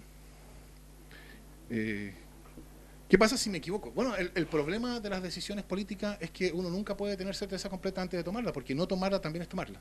No decidir algo es una forma de decisión. Entonces uno no puede esperar a que los expertos y los académicos en sus revistas con referatos se pongan de acuerdo y hayan llegado a probar evidencias causales antes de actuar, porque no actuar también es una manera de actuar. No decidir, no intervenir, también es una manera de decidir y de intervenir. Por lo tanto, hay que asumir el riesgo, y cuando uno tiene que asumir el riesgo de actuar, tiene que, bueno, hacer lo más posible para clarificarse todo lo que puede hacer, asegurarse de que la posición es lo más fundada que puede estar en las circunstancias, etcétera. Pero déjame decir un par de cosas más. Pero hay dos cosas que decía Sergio que a mí me llaman la atención. Una es que prohibir la selección significa suponer que una duda respecto de que los niños o los padres puedan tomar decisiones correctas. Y yo creo que eso no tiene nada que ver. Esto me hizo recordar a mí alguna vez que mi madre me dijo alguna cosa, y yo le dije, pero mamá, no seas paternal. Bueno, si la madre no puede ser paternalista con uno, ¿quién? ¿No? O sea, pensar que el argumento liberal estándar respecto de que el Estado no puede tomar decisiones por los adultos. Se aplica igualmente a los niños, es una deformación. Por supuesto que los niños no pueden reclamar estar en la posición de ser quienes son los que están en mejor posición para tomar decisiones por su vida, precisamente porque son irresponsables. Entonces, no es lo mismo que los padres o los niños tomen decisiones correctas. Uno espera que los niños tomen decisiones incorrectas porque tomar decisiones correctas es una habilidad que se aprende. Para eso es la educación, para que los niños aprendan a tomar decisiones correctas y hacerse cargo de su vida, etc. Y después decía Sergio, esto le está diciendo a las familias que hicieron un esfuerzo importante que ese esfuerzo no vale. Bueno, yo diría, ese es precisamente el problema. Una de las razones por las cuales la educación es el contexto donde el cual surgió esta idea de derechos sociales es que en educación, si uno lo piensa por un minuto, la idea de que alguien tiene merecimiento, sobre todo cuando hablamos de educación escolar, es una idea que tiene que ser siempre sospechosa. Lo probable es que uno esté premiando a las familias, pero la pregunta para el Estado, digamos, no el Estado, para la discusión sobre cómo organizar el sistema educacional, la pregunta es cómo organizamos el sistema educacional, de modo que también esos niños que tuvieron la mala suerte de nacer en familias, no ya de pocos recursos, que eso ya es un problema, pero también de familias a las cuales no les importaba especialmente el desarrollo académico, esos niños también tienen la oportunidad, porque esos niños van a pagar el precio de que sus padres tenían pocos libros o pocas preocupaciones. Y una cosa final sobre el efecto Pares. A mí me intriga, me resulta interesante la discusión sobre qué dice el último paper con Referato, sobre el efecto Pares, pero yo creo que el efecto Pares en lo que importa es evidente precisamente porque no es ese el efecto Pares que importa, que es relevante en esta discusión. ¿Por qué la introducción del financiamiento compartido sirvió para aumentar la cobertura escolar? Sí, la razón por la cual el financiamiento compartido se hizo tan rápidamente extendido fue que se dejó de descontar de la subvención. Entonces no significó que el Estado tuviera que poner menos subvención, ¿no? Simplemente aumentó el dinero. La respuesta, diría yo, es la siguiente. Al introducir financiamiento compartido, se pudo mantener la subvención escolar bajo, porque la presión por subir la subvención escolar dejó de venir de la clase media emergente en los 90, etc. Porque ellos podían solucionárselo por la vía de pagar financiamiento compartido. Y entonces, para el resto, una educación que se financiara solo con la subvención y la presión política que significara tener a la clase media exigiendo mejor educación, esa se compensó. El efecto Pares es un efecto que tiene que ver con cuánta urgencia política tiene el problema de la educación. Porque para intervenir con el sistema escolar, para mejorar, para luchar contra sus patologías, que son los intereses particulares de todos los grupos que están envueltos, es decir, un gobierno o un ministerio tiene que tener fuerza, tiene que tener decisión. Y es mucho más difícil tener fuerza y decisión para oponerse a los poderes fácticos que se desarrollan en cualquier sistema institucional, como el de la educación incluida. Para tener ese poder es mucho más poco probable que lo tenga si se trata de un servicio que atiende solo a los más vulnerables. Por eso, en la medida en que el sistema esté segregado, la educación se va a distribuir según el criterio de segregación. Ese es el efecto Pares que importa. Esa es la razón por la cual, si uno junta a los estudiantes según su origen, entonces la calidad se va a distribuir. Aun cuando, en términos estrictamente académicos, el efecto Pares sea una cuestión que no está claro, no cabe ninguna duda, a mí no me cabe ninguna duda, que si la subvención escolar pagara la educación de todos los niños de Chile, incluido el 7% que está en la educación particular pagada, esa subvención escolar no sería de las, no sé, 50 o 60 mil pesos que es hoy día, sería mucho más alta. Por este efecto Pares, digámoslo así, en sentido amplio. Esa es la razón que importa. Por eso es importante la segregación y la integración. Bueno, gracias Fernando. Tenemos, bueno, por el asunto de tiempo tenemos que acotarnos con las preguntas del público. Vamos a abrir... Yo quiero hacer una pregunta a los cuatro. A ver. Es la siguiente. Aquí han hablado de los establecimientos emblemáticos. ¿Y qué son los establecimientos emblemáticos? Los establecimientos emblemáticos fueron las escuelas superiores que hubieron antes. Eso fue. Ahora, todas las personas que nacen, una de dos, aquí a la educación municipalidad se le aplicó la ley, el perro del hortelano. Al cabro no aprende y lo pasan igual. Y lo pueden y no ven. ¿Qué diferencia hay entre el establecimiento emblemático y el liceo para todos o el polivalente? En el que el polivalente los pasan nomás. No estudian nada y no pasan. Entonces dice, yo no estudio, no aprendo, pero tampoco te dejo estudiar. Vamos a ver qué responden. En el emblemático, todos van a estudiar, todos. ¿Por qué? Porque sacaron al niño que le llaman el último. Que, Porro. no, el porro que se llamaba antes, que le pusieron un nombre. No está. Esa es la diferencia. Entonces eso es lo que quiero que los cuatro me digan. ¿Por qué hay un Instituto Nacional y un Carmela Carvajal? ¿Y por qué no hay en todas las comunas del país, que en todas partes salen niños que pueden aprender y que están superiores a otros? Eso es. Esa pregunta la he hecho yo del año 90 al Ministerio. Gracias. A todos los que se han presentado, presidente. Dejemos que Tengo respondan, escrito. dejemos que respondan. Sí, acumulemos preguntas. Gracias. Sí, Felipe, aquí. No. ¿Hay hojitas? Pero tratemos, ordenémonos un poquito, ordenémonos. Lo toman en serio. El sofisma el colegio, el que dice que si el colegio es bueno porque selecciona, entonces no es bueno, eso es sofisma. Ustedes saben filosofía lo que es sofisma. Felipe. Oye, a mí me pareció, bueno, primero muy interesante el debate, pero yo quiero tomar un punto que planteó Mario, cuando dijo, ¿por qué estamos discutiendo algo que es menos del 1 por 1000 del total de alumnos? Incluso menos que eso, 2000 alumnos en total. Bueno, una respuesta es porque ese grupo de alumnos y los egresados de esos establecimientos son gente de mucha influencia. Ese sería un tipo de respuesta. Pero hay otra que a mí me gusta más y que tiene que ver en parte con la forma, porque a mí me parece que este es un tema muy relevante.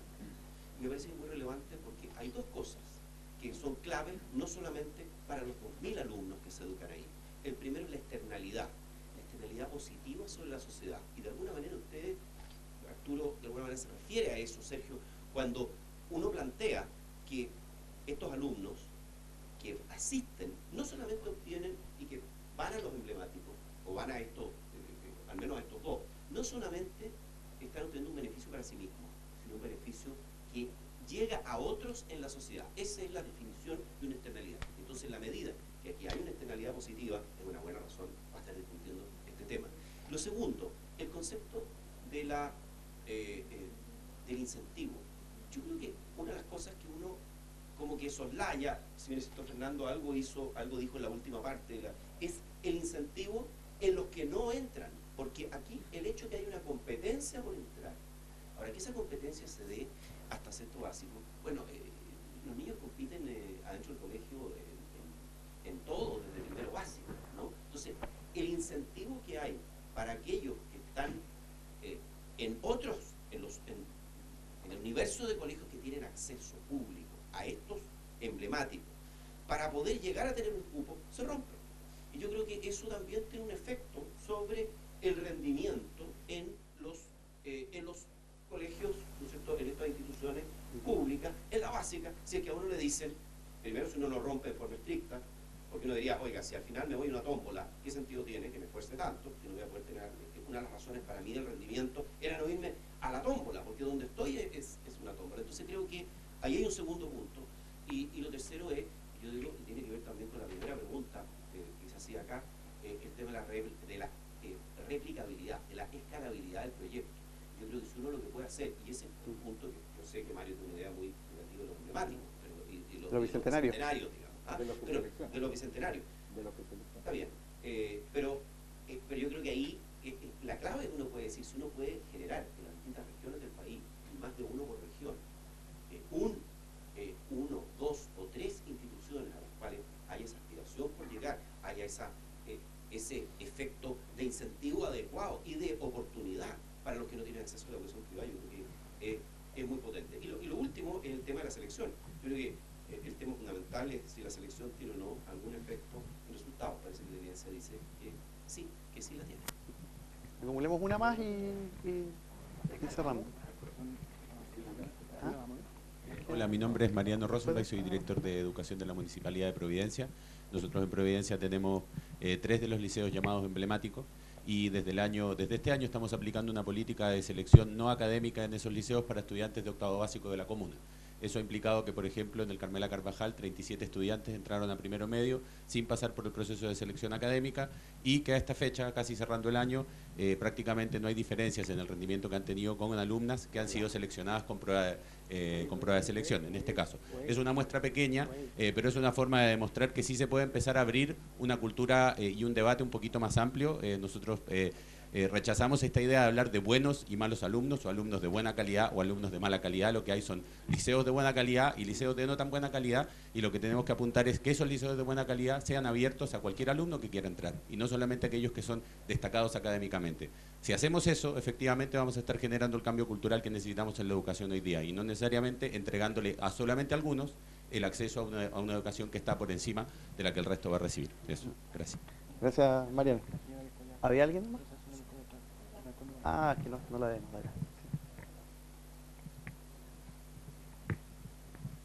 ¿Puedes identificarte, por favor, antes de hacer la pregunta? Bien. ¿Se escucha? Sí, se escucha. Sí. Mi nombre es Ninoska Enríquez. Yo soy apoderada del Instituto Nacional. Y a mí un poco me sorprende que nosotros hablemos de selección, ¿ya? Cuando lo importante de hoy es que cómo hacemos realmente cambios profundos en la educación. Entonces, yo un poco me voy a referir a algunos temas. Para que exista distribución de oportunidades, como alguien habló ahí, no pasa hoy día por tocar a los colegios que hacen una selección, sino más bien cómo tomamos el ejemplo de esos colegios y formamos mucho más colegios como el Instituto Carmela, o, ¿no es cierto?, los liceos, el Liceo 1, etc. Ahora bien, a mí me preocupa algo, y yo lo quiero hacer una pregunta a ustedes. ¿Quién se va a hacer responsable ahora del daño que ha hecho el ranking de nota debido a que los jóvenes se han trasladado de colegio? ¿Y por qué? Porque han visto que trasladándose de colegio ellos pueden adquirir mayor puntaje y de esta forma pueden entrar a las universidades, ya que perteneciendo a los colegios emblemáticos eso les complica.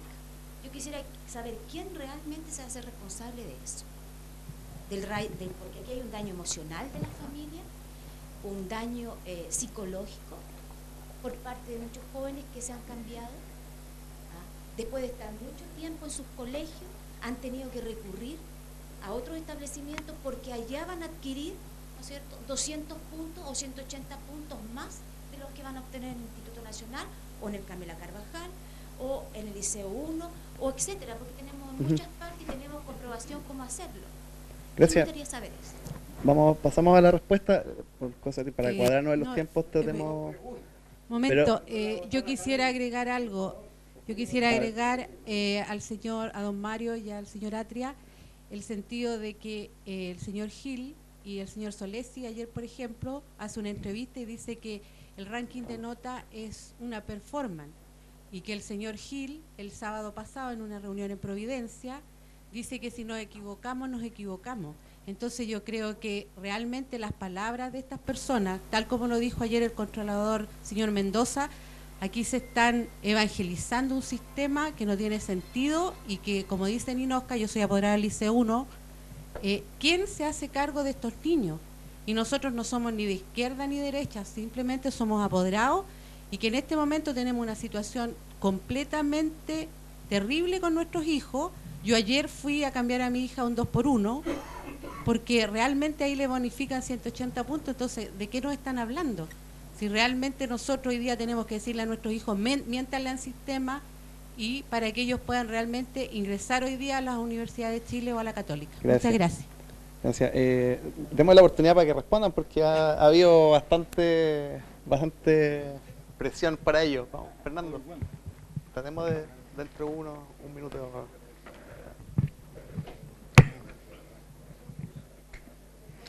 Cuando vino esta consultora internacional, Pearson se llamaba, sí, ¿no? Sí. Que emitió un informe lapidario sobre la PSU. En el informe, en un párrafo escondido, que por otra parte tampoco era parte del mandato expreso de esta consultora, decía algo sobre las notas de enseñanza media. Y decía, nadie nunca nos ha dado ninguna razón para pensar que las notas de enseñanza media son comparables entre colegios. No hay no hay criterios, no hay estándares, no, nada. Lo único que hay, y esto muestra ciertas peculiaridades de la mente humana, lo único que hay es que allá esa nota se llama 5 y acá esta nota se llama 5. Y entonces la mente humana dice 5 igual 5. Entonces este 5 representa el 5 de allá. Y eso es un problema. Entonces, y el ranking yo creo que es una respuesta con defecto, etcétera, es una respuesta a ese problema. ¿Cómo hacer comparable una nota aquí con una nota allá? Mirando prácticas locales de evaluación. Eso es lo que hace. ¿Es la mejor manera? No estoy seguro, etcétera. Pero el punto, que diría yo, es que no hay una solución por defecto que esté libre de este problema. No es que sabemos que hay una solución que no daña a nadie y hay otras soluciones que arriesgan dañar a otros. Así que es una discusión que hay que tener, pero teniendo presente que no hay soluciones que sean esa solución que podemos decir, esta solución, como no daña a nadie, es la que vamos a mantener hasta que estemos completamente seguros de que hay una otra solución que es mejor. Pero no se puede. Quizás Mario quiere complementar eso. Vamos. Sí, yo no tengo problema. Solo muy rápidamente. Alguien decía, Sergio, creo que ¿qué pasa si nos equivocamos? ¿No?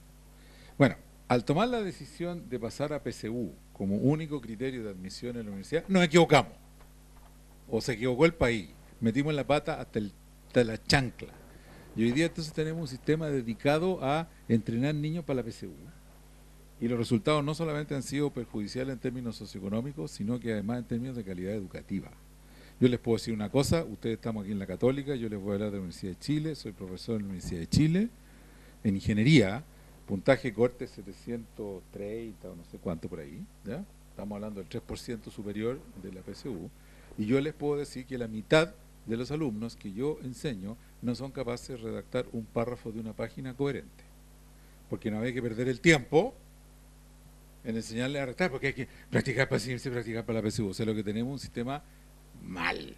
Y entonces seguir perpetuando la PSU como sistema de selección porque metimos esa pata hay que sacarla. Ahora, ¿defendemos nosotros la fórmula actual del ranking? No, hemos dicho en todos los tonos que la fórmula actual del ranking está incorrecta, que no es la que se debe porque está produciendo las distorsiones que usted menciona. Pero de que no podemos seguir con la PSU, no podemos seguir con la PSU, solamente como un único criterio de admisión. Por lo demás, no conozco, a lo mejor ustedes conocen, no conozco ningún otro país del mundo avanzado que seleccione alumnos de las universidades selectivas basados únicamente en el criterio de la prueba estandarizada de admisión, porque eso distorsiona definitivamente la calidad de la educación. Arturo, ¿quieres comentar aparte de las preguntas? Mira, yo creo que el tema del ranking es muy importante, pero como acaba de decir Mario, yo creo que probablemente sea un parche que se monta sobre una mala decisión que fue instalar la PSU. Y creo que el parche no va a funcionar. El parche va a generar una inflación de notas en todos los colegios donde hay selectividad, donde hay ambición de llegar a la universidad, y eso va a producir, digamos, en cierto modo la anulación del instrumento. La alternativa, como me sopla la oreja Mario, es que tengamos un ranking propiamente tal, primero el curso, segundo el curso, quinto del curso, 20 del curso, 35, 55. Eso genera al interior de la comunidad educativa una guerra fratricida que los educadores no quieren. Cualquiera que haya estado vinculado realmente a un colegio, estuve 15 años el director de un colegio, yo te puedo asegurar que eso te destruye el ethos de un colegio. Entonces, el ranking propiamente tal es una medida absolutamente antiformativa. El colegio no es una producción de PSU o de PAA o de nota 6,5. Un colegio es una pluralidad de niños, de familias con intereses diversos. Lo que se pierde de vista cuando se discute la selección es justamente eso. Por ejemplo, en Finlandia, que se pone como ejemplo de una educación pareja, ellos tienen efectivamente colegios que no seleccionan, pero adentro de los colegios, como mostró Sergio en el gráfico, seleccionan muchísimo. Como el 70% de los niños están en asignaturas diferenciadas. ¿Qué significa eso? Que hay un grupo que está en matemáticas A, otro grupo en matemáticas B, otro grupo en matemáticas C, y pueden no ser los mismos que estén en arte, donde puede haber otra clasificación, ¿te fijas? Pero en el fondo es una educación que se adapta a las necesidades de los niños. Yo conozco muchos niños inteligentes que serían profundamente infelices en el Instituto Nacional. No porque sean tontos, porque tienen otro tipo de inteligencia que no es la que allí se mide. Para entrar al Nacional tú necesitas niños muy talentosos intelectualmente y con una capacidad de fijar el traste al asiento excepcional. Y los ojos en el libro. Eso muchos niños inquietos no lo tienen. No es un problema solo de inteligencia, por lo demás sabemos que hay distintos tipos de inteligencia. Hay gente que tiene una gran inteligencia manual, una gran inteligencia pictórica, etcétera. Hay una gran inteligencia deportiva, un buen jugador es inteligente para poder jugar bien y sorprender y engañar al adversario dentro de las reglas del juego. Entonces, uno lo ve en los idiomas, lo ve en el deporte. Si yo en el colegio hubiera estado en el fútbol, en el equipo A, hubiera sido profundamente infeliz porque no hubiera tocado la pelota y cada vez que lo hubiera tocado hubiera sido pifiado por mis compañeros por huevón, digamos. Afortunadamente yo estaba en un equipo más o menos nivel C donde incluso podía pasar goles, ¿me fijas? Entonces eso hace mucha diferencia para un niño, porque un colegio justamente no es una máquina para producir un resultado, hay una multidimensionalidad en el colegio y en la educación. Cuando Sergio muestra esos niños vulnerables en La Pintana, que parten bastante iguales a los de Las Condes y poco a poco se van diferenciando y rápidamente se van diferenciando, ¿qué es lo que estamos diciendo detrás de eso? Eso requiere selección. Eso requiere programas específicos, profesores de gran calidad, recursos especiales para atender las necesidades de lenguaje que tienen esos niños. Y eso es una forma de seleccionar. Entonces, no pensemos solo en la selección, digamos, del grupo más destacado académicamente. Pensemos en un sistema educacional que se adapta a las necesidades de los niños. Además ocurre algo, que lo dijo Hirschman cuando estaba aquí y un ministro de Educación estaba eliminando las clases de música y de artes plásticas para aumentar el número de horas de matemática. Y Hirschman dijo, el premio Nobel de Economía, pero que se ha especializado en estudio de educación, dijo que ese era un gran error, porque un niño pequeño puede llegar a la matemática desde la música, puede descubrir lo que es estudiar haciendo deporte. Es decir, hay muchos cruces y lo importante es incentivar a los niños. Mario ha hablado de la experiencia que tiene en ingeniería con alumnos que no saben escribir. Yo enseño en filosofía en la Universidad de Chile. Ustedes no se imaginan la cantidad de niños que nunca ha tenido una experiencia intelectual. Esa es la verdad. O sea, hay gente que nunca ha tenido la experiencia de la belleza, por supuesto, porque aprendieron, porque memorizaron, porque fueron adiestrados para rendirla y son inteligentes y se sometieron a esa lata espantosa y lo lograron. Pero son niños que nunca disfrutaron una demostración de un teorema. Nunca sintieron la belleza de una demostración matemática, ni qué decir la belleza de un soneto o de un argumento. Son niños que no han tenido la oportunidad de una inquietud intelectual. Eso es lo que quiero decir. No se les dio esa oportunidad. Gracias, Arturo.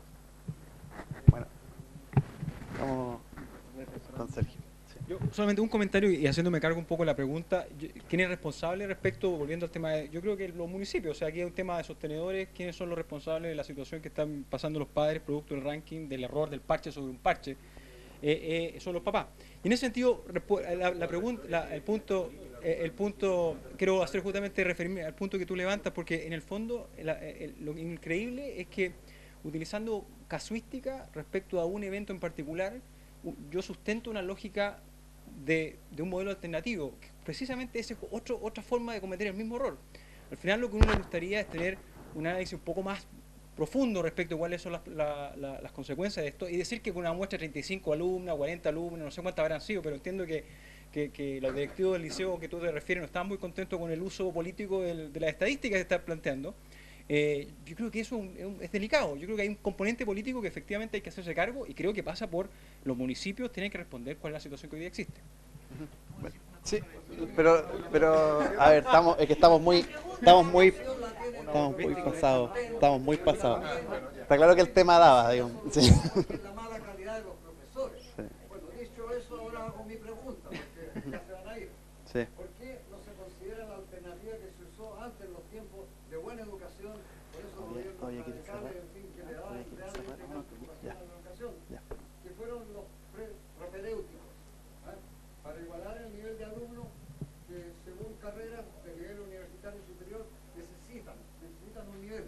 Bueno, los propedéuticos en un año que lo financien la universidad o el Estado equilibraría bastante a los buenos alumnos de colegios malos, de colegios que están, digamos, en mal estado por el barrio, por el dinero, por la mala calidad de profesores, pero los con buenas notas. Eso entra en la propedéutica. Y ya la Universidad de Santiago creo que lo ha hecho.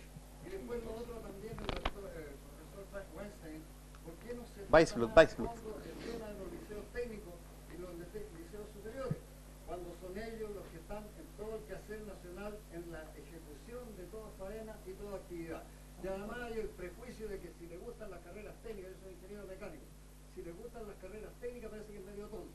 Tiene que ser o leyes, o derecho, o teoría pura matemática, en fin, y para qué decir de los ólogos, de los sociólogos, psicólogos y toda esta cuestión, que son todas muy cuestionables. Entonces, deben importancia a lo técnico también, de ahí están saliendo lo que están robando los bancos. Porque son gallos inteligentes que les pagan una miseria, bueno, están aplicando soldadura o... Sí, volvamos un poquito al foco del debate. Cerremos con la última impresión ahí al fondo, porque estamos ya muy pasados en la hora.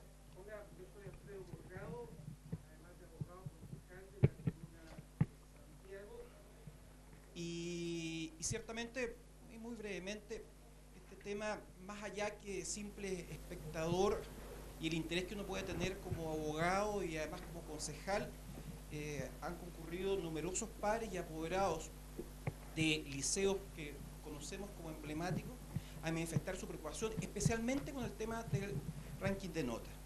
Pero pensando en el título de este seminario, ¿hay espacio para el liceo de excelencia en la reforma educacional? Me parece que el resultado, en definitiva, y sobre todo con cómo va hoy en día el proyecto de ley de reforma de la educación, la respuesta es clara, es decir, no hay espacio.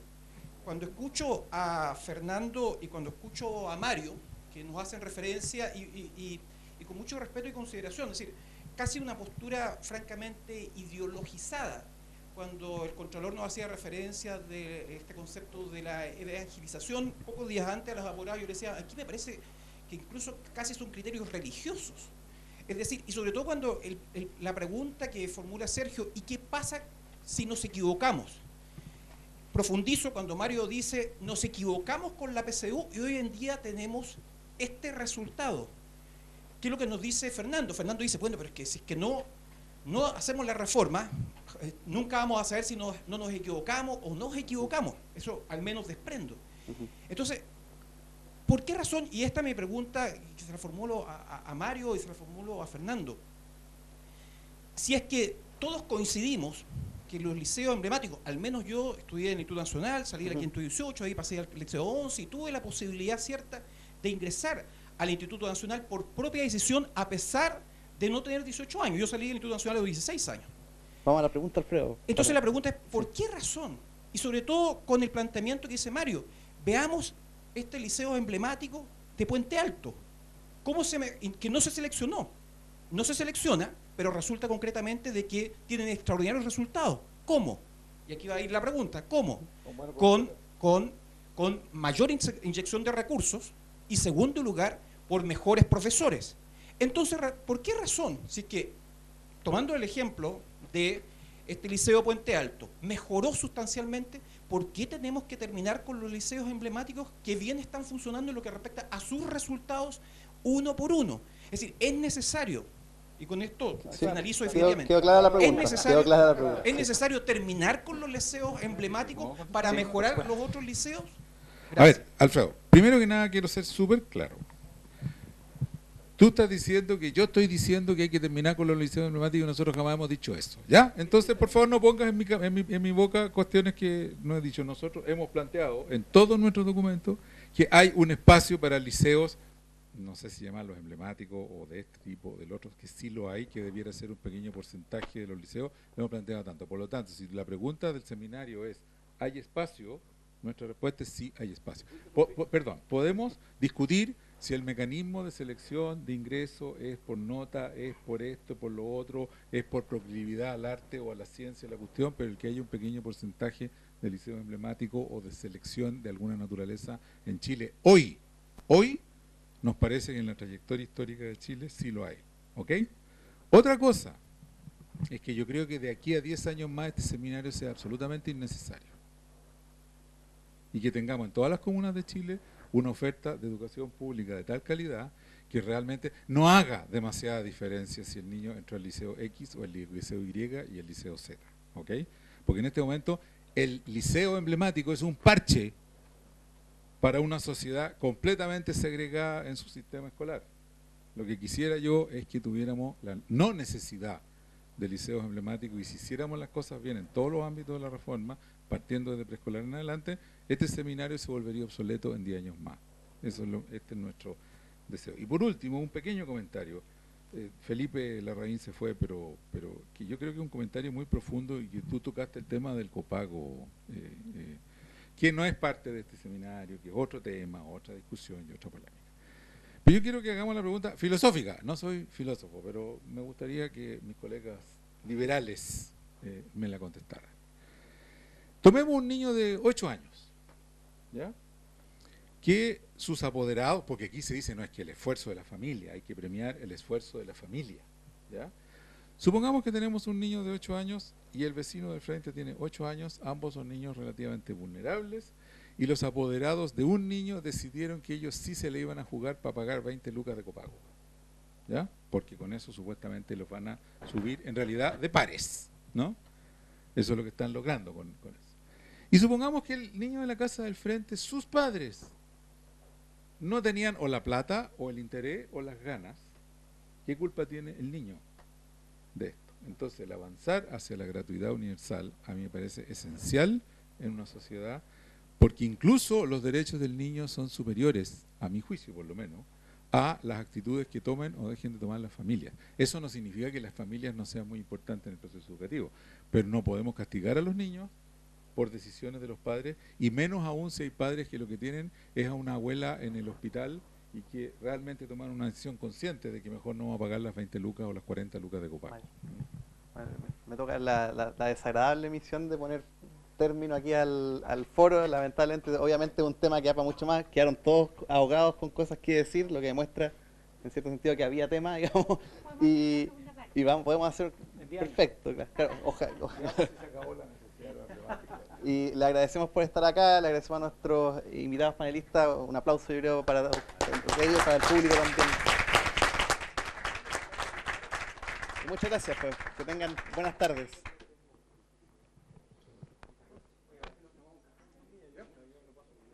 Alfonso.